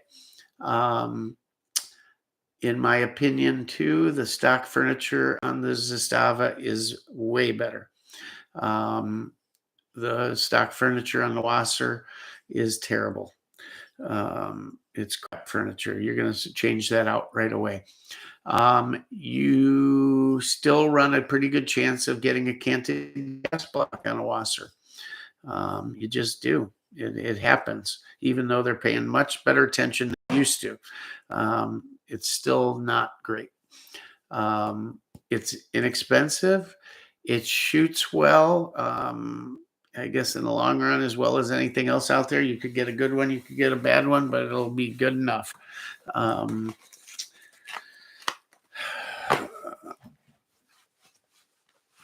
There's tons of Cougars out there. There's been kind of a shortage of Wassers lately, it seemed, until just last month or so. And they were always the go-to. There were always Wassers around, even when other stuff got thin. And they're still the cheapest import out there. And it's an ACAM, and you can put any accessory on it. That's the great thing about that. Arsenal guns. When Arsenal started going over $1,000, people said they were overpriced then. And there's two ways to look at it. Are they overpriced? I don't know. Depends how much you like them, how much you want one, I guess. But for the money you pay, you would think they could get some damn paint on it that would last. I have some that last, some that don't. I've had the paint bubble off the barrel between the gas block and the sight block. I've had the paint last just fine. It's like you never know what's going to go on. Trying to think if I've had, so I've never had any, I don't think any failures with a Wasser.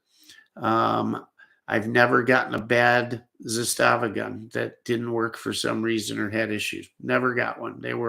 Every single one's been good right out of the box. Didn't have to do crap. I can't say the same for Arsenal. I've had a couple guns that I had to, I never sent one back, although the average person would have. I never have sent one back. I repaired them myself. Everything from canted gas blocks to bolt carriers and bolt groups that would constantly hang up because of a misaligned trunnion. The paint issues. Oh God, what else? Some minor fit and finish issues. I've had some problems with Arsenals, but they were fairly rare, and one or two rifles contained all those problems. The rest were all good. They're milled guns. Never had a problem with them. Fine. Great. Sometimes, depending on the run or the batch, the machining and finishing on the milled guns can be a little off. You may get a gorgeous one, but you'll see here and there a so-so one. Not a bad one, a so-so one.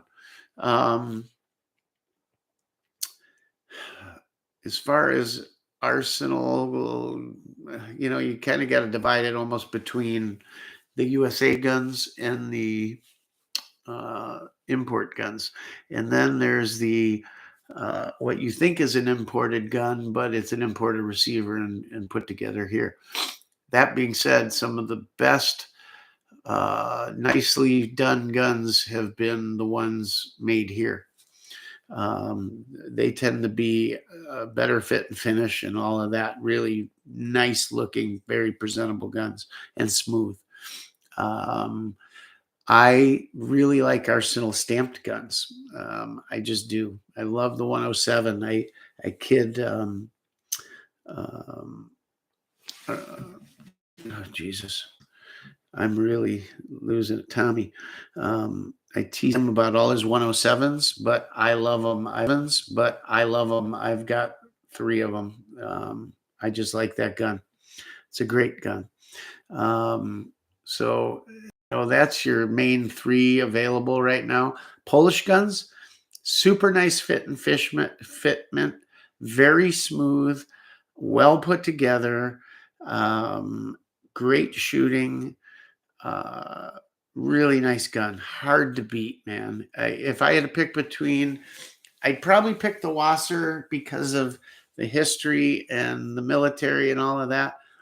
But other than that, I'd probably take a Polish over a Wasser simply because of the quality of it and how nice those guns are coming out. So don't avoid those. Secondary market. If I was going to have one AK and I wanted the best of the best that's going to hold up forever, that's going to be really accurate, that's going to shoot well, have 0 problems, but I'm okay with not having um, a real history as far as being used, battle tested.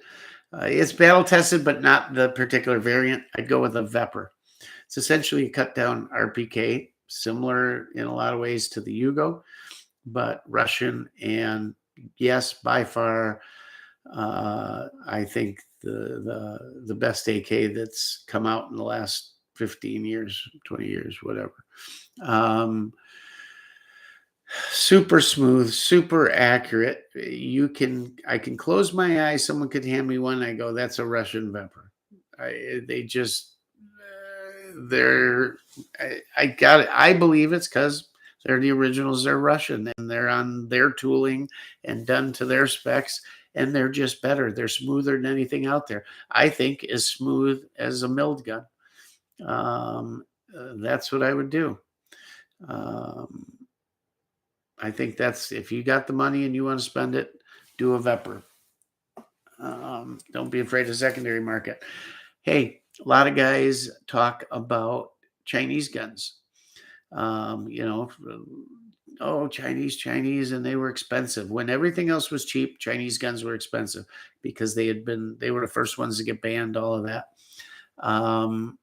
Chinese guns have thicker receivers. Their stamp guns are 1.5, just like Yugo. So they feel a little more quality than other stuff out there. Chinese guns in the grand scheme of things, I won't say some of the rare variants.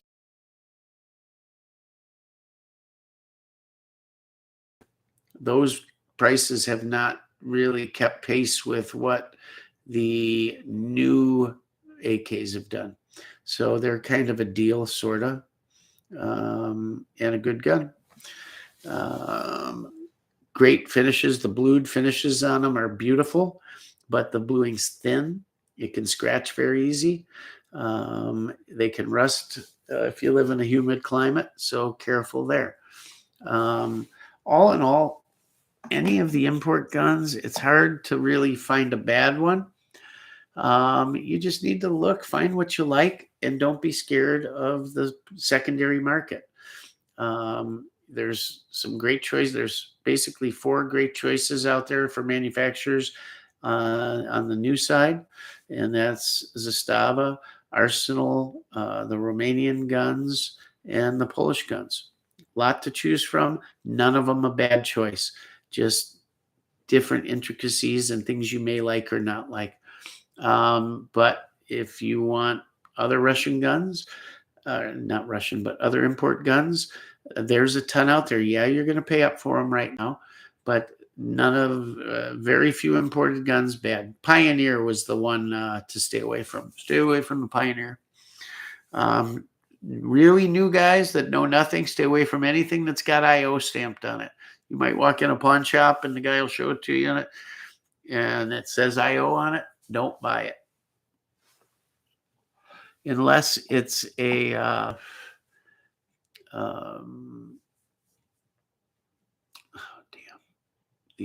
starts with a V, not Vepr.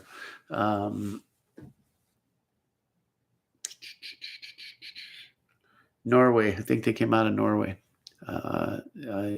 It's escaping me right now. IO imported a few of those early on. But other than that, anything that says IO, do not touch with a 10-foot pole.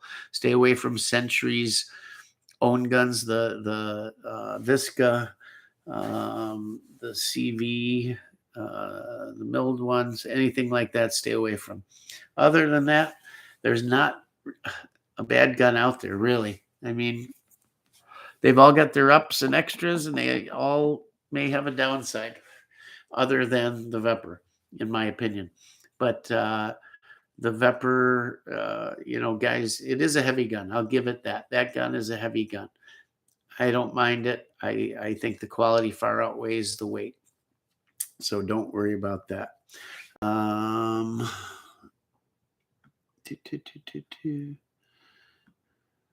Let's see what you guys are saying here. It's a good buzz, the chlorinated stuff. Amazing, but brake clean has a lot of common with dry cleaning chemicals. Yes, it does. We used to use it back in the day. We were working at the car dealers to get spots out of our ties and stuff like that. I wish Estava would start making the M76 again. It'll never happen. Yep. I've got 2 Colt AR-15A4s. Love these things. 20-inch barrel. Great out to 500. They are. My Aero Precision with the 20-inch barrel, phenomenal. My A1 Colt original, serial number under 10,000, fabulous gun. Super accurate. Great stuff. There's no doubt. All good stuff. I want a Polytech milled gun just to add to the collection. I have never been into Chinese guns at all. And you say, but wait, Chris, you have the rarest of the rare. You have a Bakelite side folder. Yes, I do. And I love it because I love Bakelite. But I don't like shooting it. It's way overgassed. It's recoils harder than any AK I own. Cool gun, different gun, rare gun, worth a lot of money, all that. Yep. Cool. You haven't seen me buy another Chinese gun, have you? I don't know. I suppose if I could find a double underfolder, meaning doubles, with the spike bayonet and the underfolder, I would like to have one of those. That'd be cool. Over at a Polytech Legend. I don't know. Just they don't float my boat. And back in the day when I was buying imports, the Chinese guns were really the only guns that were up there in price. Everything else was available at normal prices, cheap prices. So I really couldn't see getting something like a Polytech Legend, when I could, for the money back then, probably have bought 4 import AKs, maybe somewhere along those lines. So they just floated my boat. I don't know. Vepr in any for gonna be over 3K unless you get lucky. Side-by-side comparison, I prefer the SGLs, just personal preference, but the Vepr feels or seems more commercial to me compared to SGL. Yes, it does, but I equate that commercial, what you say commercial, I think what you're meaning, or at least how I feel the difference between the two, is that commercial feel equates to smoothness to me. It just, man, I don't know. But I definitely have to add some SGLs. I have to. But those two are the top ones. If you can get them, love them both. Yeah, I agree. And SGL too would probably be, I got to think about it really. Yeah, an SGL. Yeah, probably.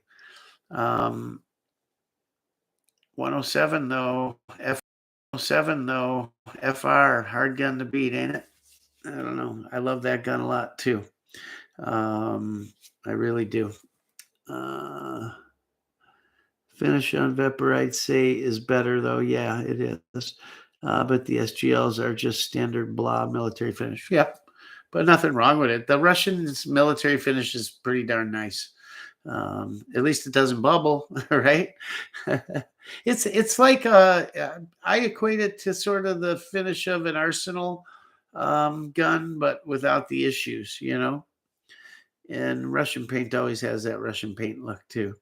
Any experience with Barnoul FMJ 123? Yes, I've shot it. Saw it for 189 for 500 rounds. That seems about average to good price for the Barnoul. It's nice ammo. It really is. But Barnoul today it's okay. All of a sudden, there's this new box out there, a red and green box, and everyone's going, "Ooh, Barnoul, Barnoul!" But Barnoul makes all kinds of steel case you've probably shot, and just not notice it was Barnoul. But yeah, it's good ammo. It's accurate. It's everything. I like Golden Tiger the best. That's what I have the most of. Um, I don't mind any of it. Guys, I tell you what, I've had crazy, crazy accuracy with lately. And not just in 7.62 by 39, but ridiculous accuracy out of their Steelcase 308 and super accuracy out of their 223 5.56 is Wolf. I I think if somebody laid a bunch of 308 ammo on the shooting bench and there was Winchester and Remington and whatever other brand you want to throw out there, and then a box of Steelcase Wolf 308, I would grab that first. I have shot groups with that ammo you wouldn't believe. You just wouldn't believe out of an AR-10. Incredible. Shooting Wolf 5.56 out of some of my ARs, same thing. Great groups, at least as good as anything else out there, and probably better than a lot of it. Yeah, I steel case that Wolf is in that 308 impresses the hell out of me every time I load up a box. It just does. Ridiculously accurate stuff. You guys, some guys are going, no way. I'm telling you, I've shot some of my best groups ever with that stuff for whatever reason. Maybe it's just good in my gun, but I've put it in several different 308s and it's done the same thing. Just good stuff, man. Good stuff. But 7.62 39. If you can get some Golden Tiger, try it out, man. Incredible stuff. Really is. Steel case import. In steel case import. I haven't seen any. Told you guys before, the brown bear, silver bear. I haven't seen any of that ammo lately, which is weird. It used to be all that was around, and now nothing. But yeah, I challenge you guys, if you got a 308 and you see some Wolf 308, grab it and go shoot it. You're going to be impressed. You really are. Crazy. I will add, like Tommy said, when we're talking about secondary market guns and you're trying to get your first AK, it's probably going to be more like you're adding to your collection. But the prices on Vepers and SGLs are at the moon, guys. Like he said, I think he was talking about the Vepr. He said going to be a minimum $3,000. Yeah, I've seen Vepr FMs, which is their AK variant. There were Veprs out there, guys, that were like Segas, where they had to be converted, or they had slant cut receivers. They made them in every caliber under the sun. But if you want what you guys think of as an AK variant, you want the Vepr FM. And I have not seen an FM. I've seen them go as high as $6,000 and $7,000 on Gunbroker, which that's insane. But you will not touch one under $3,000, and probably be hard to find one under $4,000 right now. And which I can't believe. I think I paid $900 for one and $1,100 for the other, and then the same for the other ones. But I can't believe what they're bringing. If I didn't love them so much, it's hard to pass up numbers like that, guys. Very hard to pass up. But I think those numbers will be around for a while. Now, if you got to go ultra cheap, do the Palmetto State. I shot 2 AEDUs, and that gun was, I admired that gun. I really did. It was well done. I would go for the FN barrel and that kind of stuff. And I think you can get that for in that 500 range, if I'm not mistaken. And at 500, man, that's a nice gun. You got an FN barrel.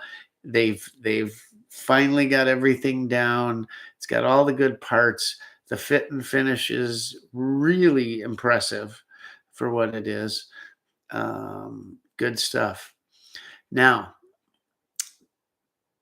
the Kalashnikov USA guns, a little more money, but really impressive guns. You know, the rumor is that it actually is Kalashnikov, right? That they weaseled and worked around to and finally got their company here. Is it original tooling and all? No, I don't think so. Maybe there's some stuff there, but it's definitely to their specs or modern specs or whatever. The 9mm gun, that's an exact clone. There's nothing different about that gun from the original. And I have not shot, let's say, a 103 or any of the rifles. I want to. And it's impressive. And wouldn't it be cool if you bought a few of those and down the line, a few years down the road, 10 years from now, it comes to light that those are original Kalashnikov rifles just built here? That would be pretty cool. I don't know if that's the case. You know, rumors have been talked about. I've talked to some people that are really in the know, that know a lot of people, and they swear up and down they are. But again, they're built here. They're not built by the people that have been building them in the arsenal forever. But supposedly they are the exact everything, you know. I don't know if that's the case. And I don't want to seem like I'm rumor spreading or something like that. And maybe I'm commenting more like it being kind of like a funny dream if it was, you know, that kind of thing. So take it for what it's worth. But they are great looking guns. I've held them and everything. I just haven't shot one. But I'd really wouldn't mind having one of theirs. I really wouldn't. David Ferris. I paid $1,700 out the door years back for my Vepr, and they had 3 at the dealer before the sanction. I should have bought them all. Yeah, you should have. You absolutely. But you know, who knew? And who knew? We knew prices would go up. I never thought they'd go to where they're at now. I mean, it's crazy. And you know, I bought 2 to keep in the box and possibly sell later, but I'm not selling them. I just like them that much. Tommy says FM 4721, I believe, factory side folder. Yeah. I have it. And the fixed stock. I love them both. They're both great guns. I got real lucky last year and got one new for $1,875. That was a deal, in my opinion. You know, I already had them, so it's hard to buy more of them. You know, I don't know. While I love the thought in the back of my head of what they're worth, I'm never going to sell them. So what does it matter? You know, I love them because I love them. Guy made me buy it. David Ferris, if we could only go back in time, right? Oh, I think my lucky stars every day that I accidentally got into Russian guns when I did. And it was all, I got to thank a little sporting goods chain called MC Sports for selling $69 Mosin Nagants to get me back in. I had always been into guns, hunting, trap, shooting, military guns, all of that. I had a bunch of stuff and was active in it when I was on the police force. But after that, other than trap shooting and some hunting, I hadn't done anything with guns for 20 years at least. And then I happened to be walking through there and saw a $69 Mosin Nagant and asked, what the hell is that? And I thought, man, it's really cool. It's got this, it was a M40 and M44, I'm sorry. It just hit me as, man, that's a real military gun with this cool side folding bayonet for $69 for that. Why? Yeah, give me two. I didn't know anything about them. And that, turned into this crazy, God, I just bought and bought and bought all those guns. And of course, then that led to the next thing in history, because I was following the history. And that led to the SKSs. Got into that, got those when they were dirt cheap. And of course, the next step was the AK. And they were so cheap at the time, you could buy and buy and buy and buy and have this monstrous amount of guns in your collection for spit. And you're learning about the history and the makers and the factories and all of this, and having an absolute blast reading all the books and statistics and all of that stuff for dirt cheap. And it was all by accident. It was simply because of price, guys, because back then I was broke. I didn't have a lot of money to spend on things. So, you weren't buying ARs because they were too much money. You had one, maybe, but you could have a substantial, cool collection for pennies, literally. And you could shoot all day, all night, all weekend, all week after work for nothing. Ammo was almost free. I mean, cases of 54R for under $100. I mean, unbelievable. There. Oh, you can't. Maybe you can see the edge of it right here. That ammo crate there. That crate right there was $79, I think. It's still full. So there's a Spam can inside it. It's a wooden crate. I think it's Czech silver tip. I still got tons of it. Great ammo, and it cost nothing. It was a blast. So in a quick nutshell, guys, that's what I like about some guns, what I don't like about those same guns. The good, the bad, the ugly, the beautiful, all of it.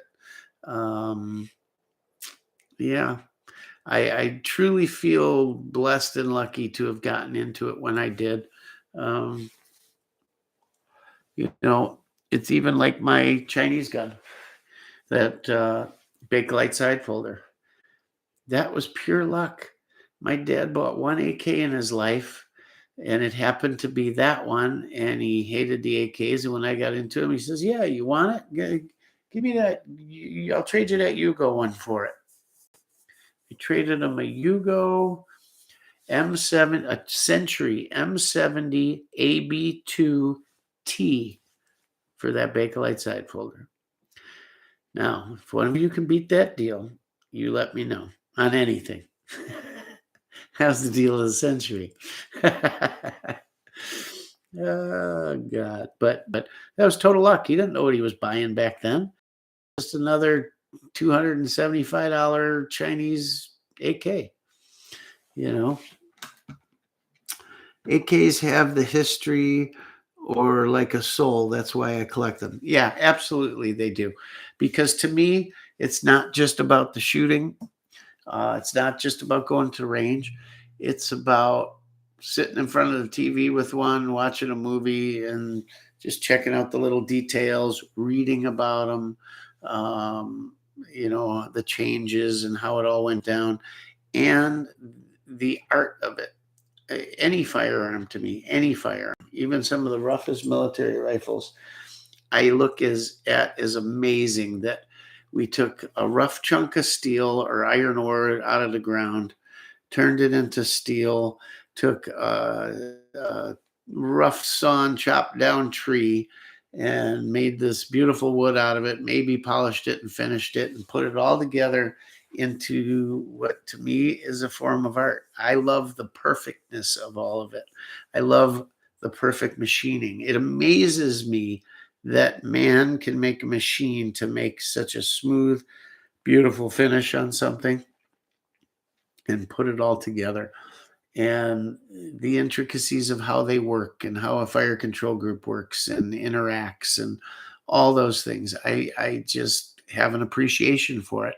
And I almost love that portion of it more than I do the shooting. I really do. I love the mechanics of it. That's why I love gunsmithing so much. And that's part of why I had this here. This little hammer was my grandfather's and then my dad's. And I remember being a kid and it was sitting in his toolbox. And when I was becoming a mechanic and learning how to fix cars, motorcycles, all that,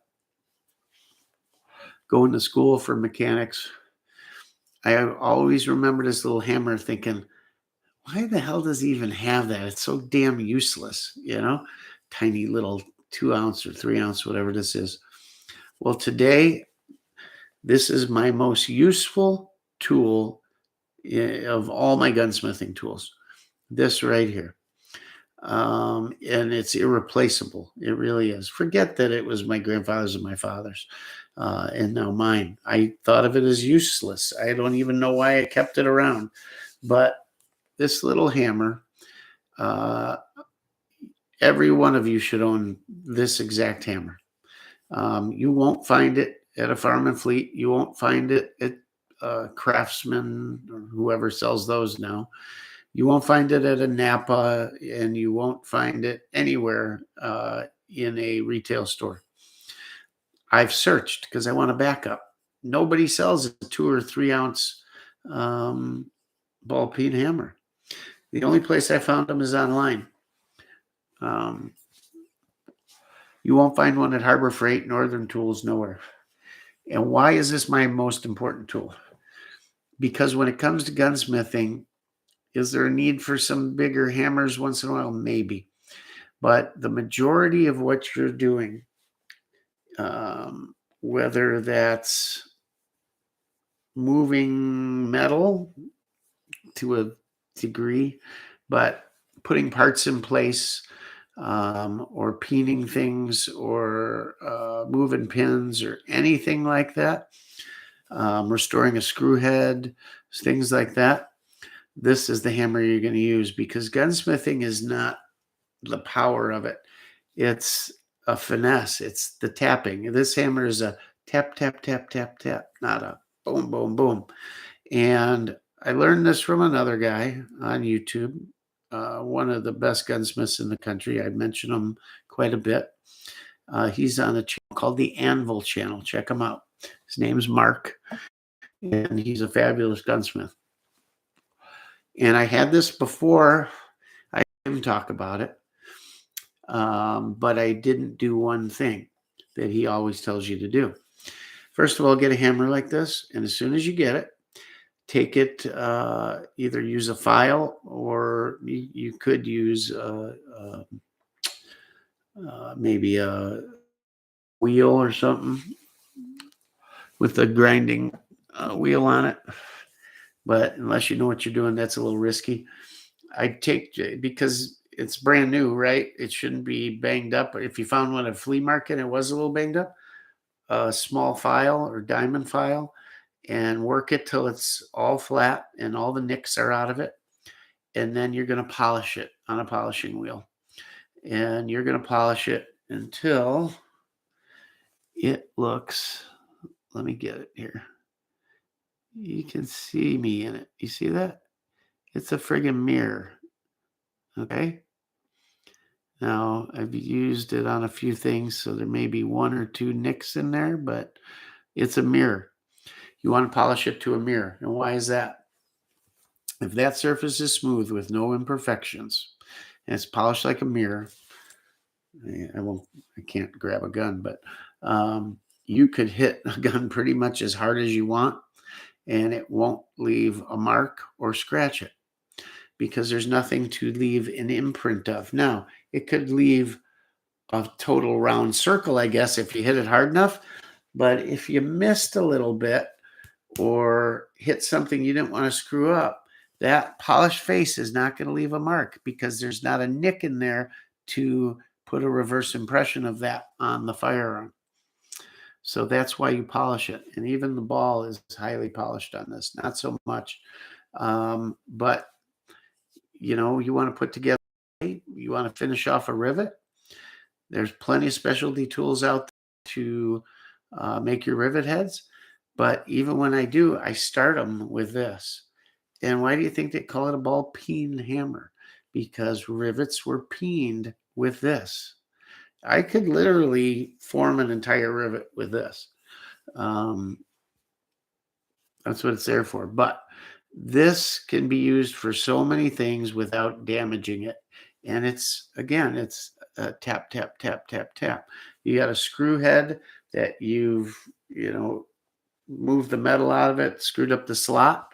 You can tap that metal back into the slot, move it all back in slowly but surely with just literally, I'm not kidding you, like this. And work it around that hard. And you will move that metal back in, reform the head of that screw. Yes, it'll fill in the groove, but then you can recut the groove. And there's special files made for recutting antique screws on guns and stuff. But you can use a regular file too to recut it if it's not some crazy project and nobody would probably ever know except a true expert. But yeah, this can be used for so many things. So I told you I was doing this project for my wife, the home improvement project. And I was doing all kinds of crazy stuff in the shop, from sawing, cutting, drilling, painting, spraying, everything. And that morning I remembered sitting at my workbench talking to my brother on the phone, and I had the hammer in my hand like this, and I'm playing with it. And that's the last I remember seeing it. I had a couple of friends over that are tradespeople. They were here. I thought I couldn't find it. It disappeared then.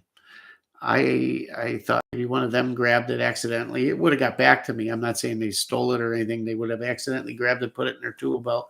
But again, if you're a carpenter, this is not your hammer and you know what tools you have. You wouldn't have accidentally grabbed this. It was missing. I searched my garage, our floor, underneath things, boxes, places that I never would have put it in a million years. Then went to the house, went to the basement, went to the vault. I searched for 4 hours, then gave it a break, searched another 2, could not find it. This morning was going to go through the garbage before the garbage men got here because I thought maybe it fell off into the can I had thrown out, whatever. I couldn't find it. I was sick, literally sick. I would have rather have lost a gun than this hammer. And then I get home tonight and I got some parts in for my quad that I'm restoring, and I'm going to put the fan in. I go over by my toolbox and lay in underneath next to my progressive shotgun shell reloader. This is sitting there. I looked there 20 times. My wife looked there. She was so concerned. She knows how important this is to me that she helped me search. And guys, my gun hobby is the thing she hates the most in the world. And it magically appeared. I don't know what the hell. I know it wasn't there. I don't, unless she was playing tricks on me, which why would she be helping me look for it? But it was there. And so I thought I'd show you not only a very important tool you should have, but a cool tool to me. Get yourself one of these. Find one online somewhere. You can find them online. I've looked them up. There's a brand out there. What was it? Williams, I think. Williams makes one. Do a search if you want one and order it up. I have even refinished this handle several times over the years with BLO, boiled linseed oil. And I use this more than any tool in my shop, period. You have to have one. So get one. They're not expensive. It's not some crazy tool. It's a little ball peen hammer. Get one and polish it, and have two of them. And don't shortcut things. When you need to move something on a gun, get this. Don't use anything else. And learn how to use it. Practice with it. Get some old screws that are screwed up and practice hammering them in. You can't move a ton of metal with a small hammer like this, but we're not trying to. Guns are delicate things at the end of the day. But get yourself one. That's a great start to a gunsmith tool collection. Snap-on dead blow, play AK whack-a-mole. Yeah. That's the one gun you can just beat the living piss out of. Something's bent, something's not right. Dust cover, or take it off and squeeze it in them and tighten it up, all that good stuff, right? You won't hurt it. You can always bend it back. Let's see. Cheapest I remember Atlantic was $9.99, blowing them out. Oh, for Vepers? Yeah. The fixed stocks, I think I bought mine like $8.99, something like that, or $7.90. It's $8.99 or $7.99. And never did I think it'd be like it is now.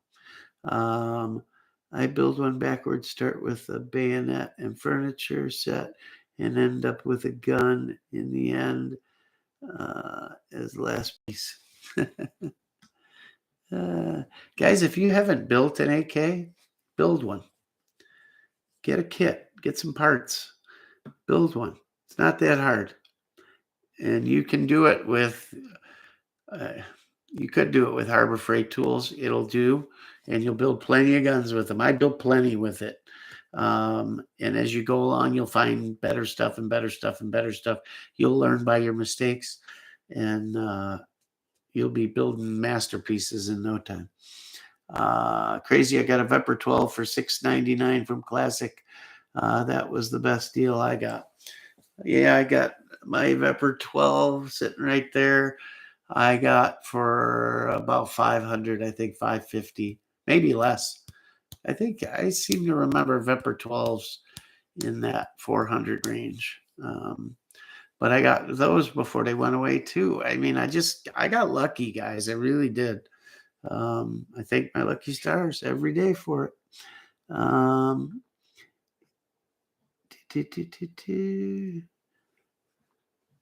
Yeah, dumb luck, right? Let's see, what else you guys got here?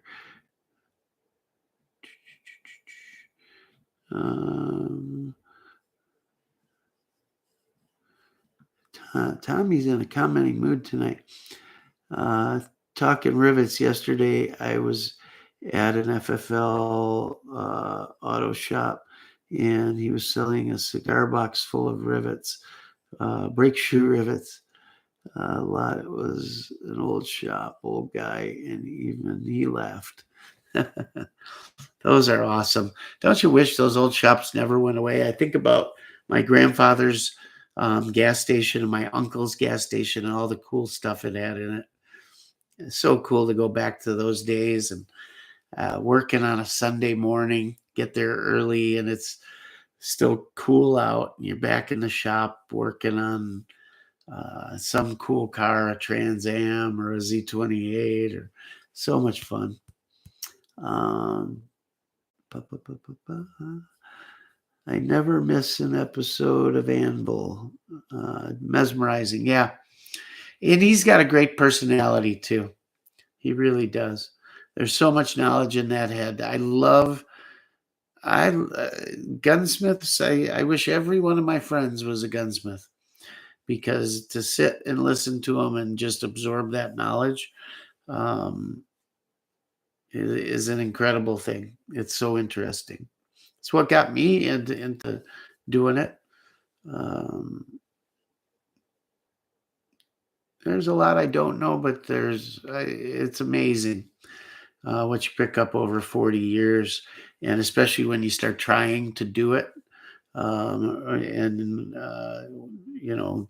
starting to kick around doing it for a living and everything, how quick you pick it up, especially if you're mechanical. But it's the fine things, the finishing, the stuff you don't do in other mechanical aspects, the polishing and knowing what happens if, you can be polishing something and get it a little too warm and start smearing metal, and it's different things you learn, and you only do it by practice. If you want to learn it, you want to get good at it, but you're afraid of messing up expensive, good stuff, take the beater gun, a $99 ancient old 22 or something you got laying around, or go to a gun show and buy 2 complete pieces of junk and start goofing around with them. Learn how to rebarrel something, learn how to whatever, buy boxes of parts and do something you're not going to care if you screw it up, and do it. Don't be afraid. There's only one way to learn, and that's to screw it up. So do it.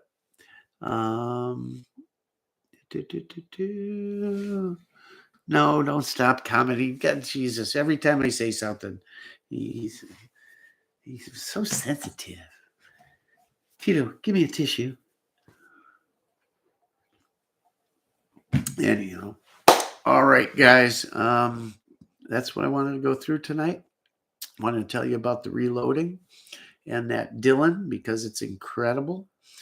If you're thinking about moving up to a progressive, I would definitely go the Dylan route. Just know what you're getting into. I still will tell every one of you and warn some of you, it's not that you can't start right in on a progressive, but you're going to miss out on so much learning and doing on a single stage press. And there's a lot to learn. It's not that it was hard to get this Dylan set up. It wasn't. It was just, there were things I wasn't expecting, and you don't know what you don't know. And I never had anybody there really. Well, my dad taught me some, but he was a very basic reloader. Other than shotgun, he was a genius. But rifle and pistol cartridges, not so much. I taught myself and just read and read and read and read. And I assumed some things about progressive that just aren't true or whatever. But I wouldn't like to see anybody start on a progressive. I think there's way too much to learn and too many basics that you need to learn on a single stage. Also, if you're doing precision ammo, you can do precision ammo on a progressive. You can, by all means, you can.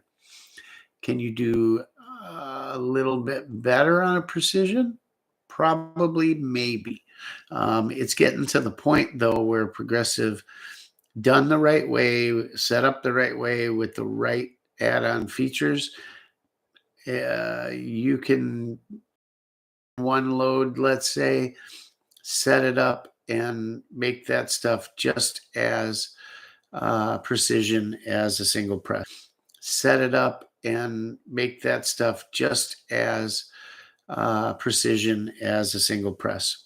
And some guys are going to say, no, you can't. Well, the more I learn, the more I think I can. But if I was loading for absolute precision and a match or something, I'd probably load on the single stage at this point. But yeah, definitely start out single stage. There's too much to learn, guys. Guys will tell you, oh, you can do it. Yeah, you can. But there's going to be a lot of mistakes, and you don't make one mistake, you make 8 or 15 mistakes before you realize the mistake. And usually when you're starting out reloading, you're doing it to save a little money or something. So it's kind of tough. Get yourself a nice single stage kit and go to town, have fun. But it's really an awesome press, this Dylan. I'm loving it. I'm anxious to get back into the Buy 39. I've had this stuff loaded up for a while and just too much going on.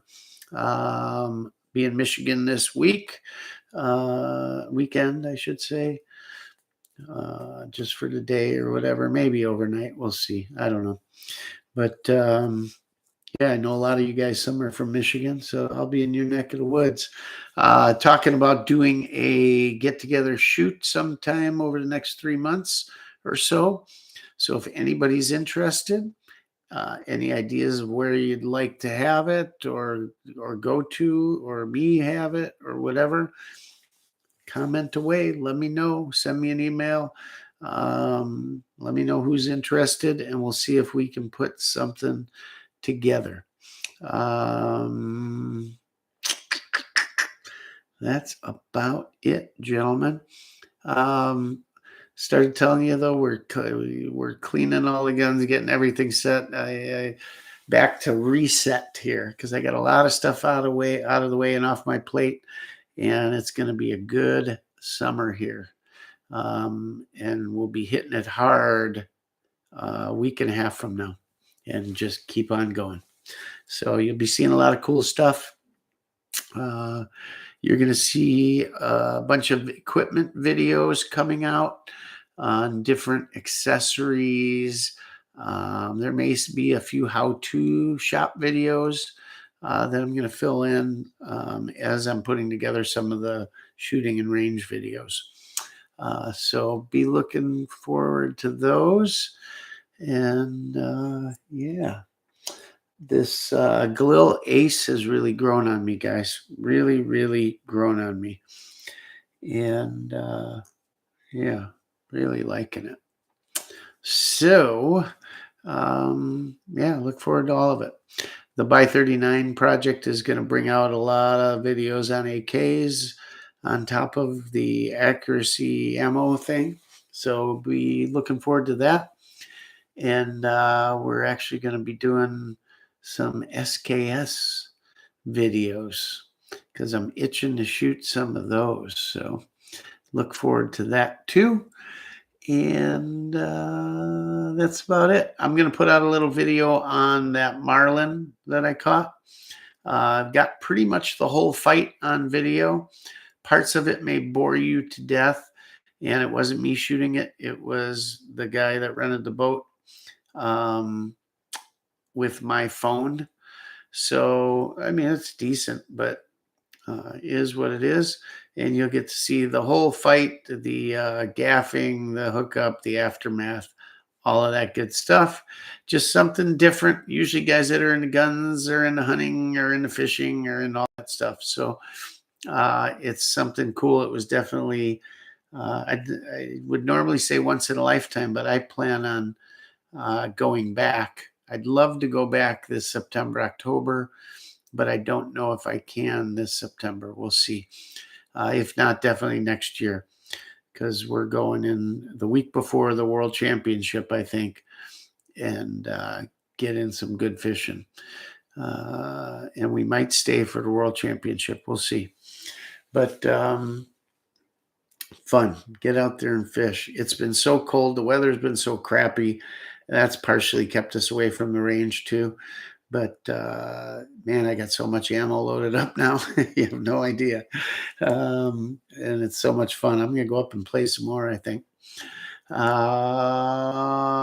If you guys don't enjoy the reloading stuff, let me know and I won't put it on there. I won't go into it.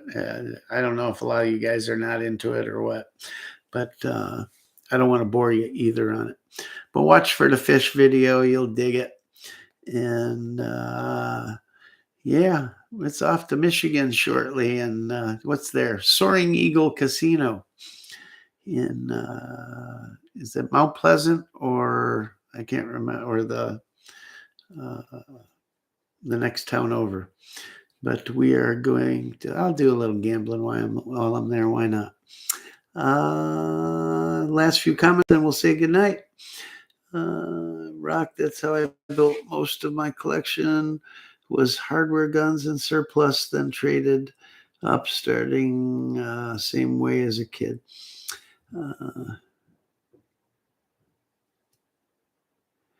Tommy Guns, Rockford Ordnance, email if you want a review item. I will email you, sir. Loved SKS was my, I think I just lost you guys.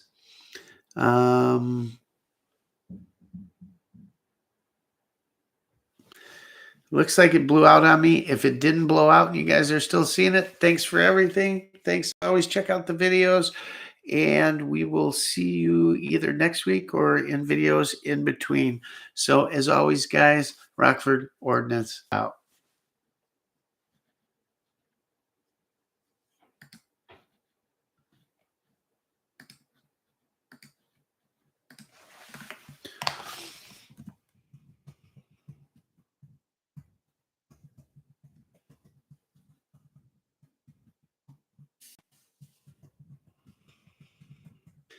I'm just typing it, guys, because I don't know if the stream ended or not.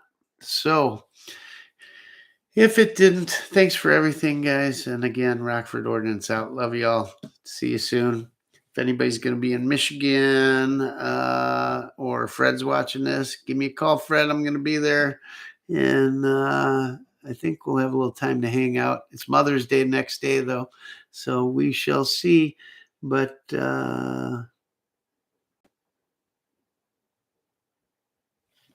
thanks. Good night.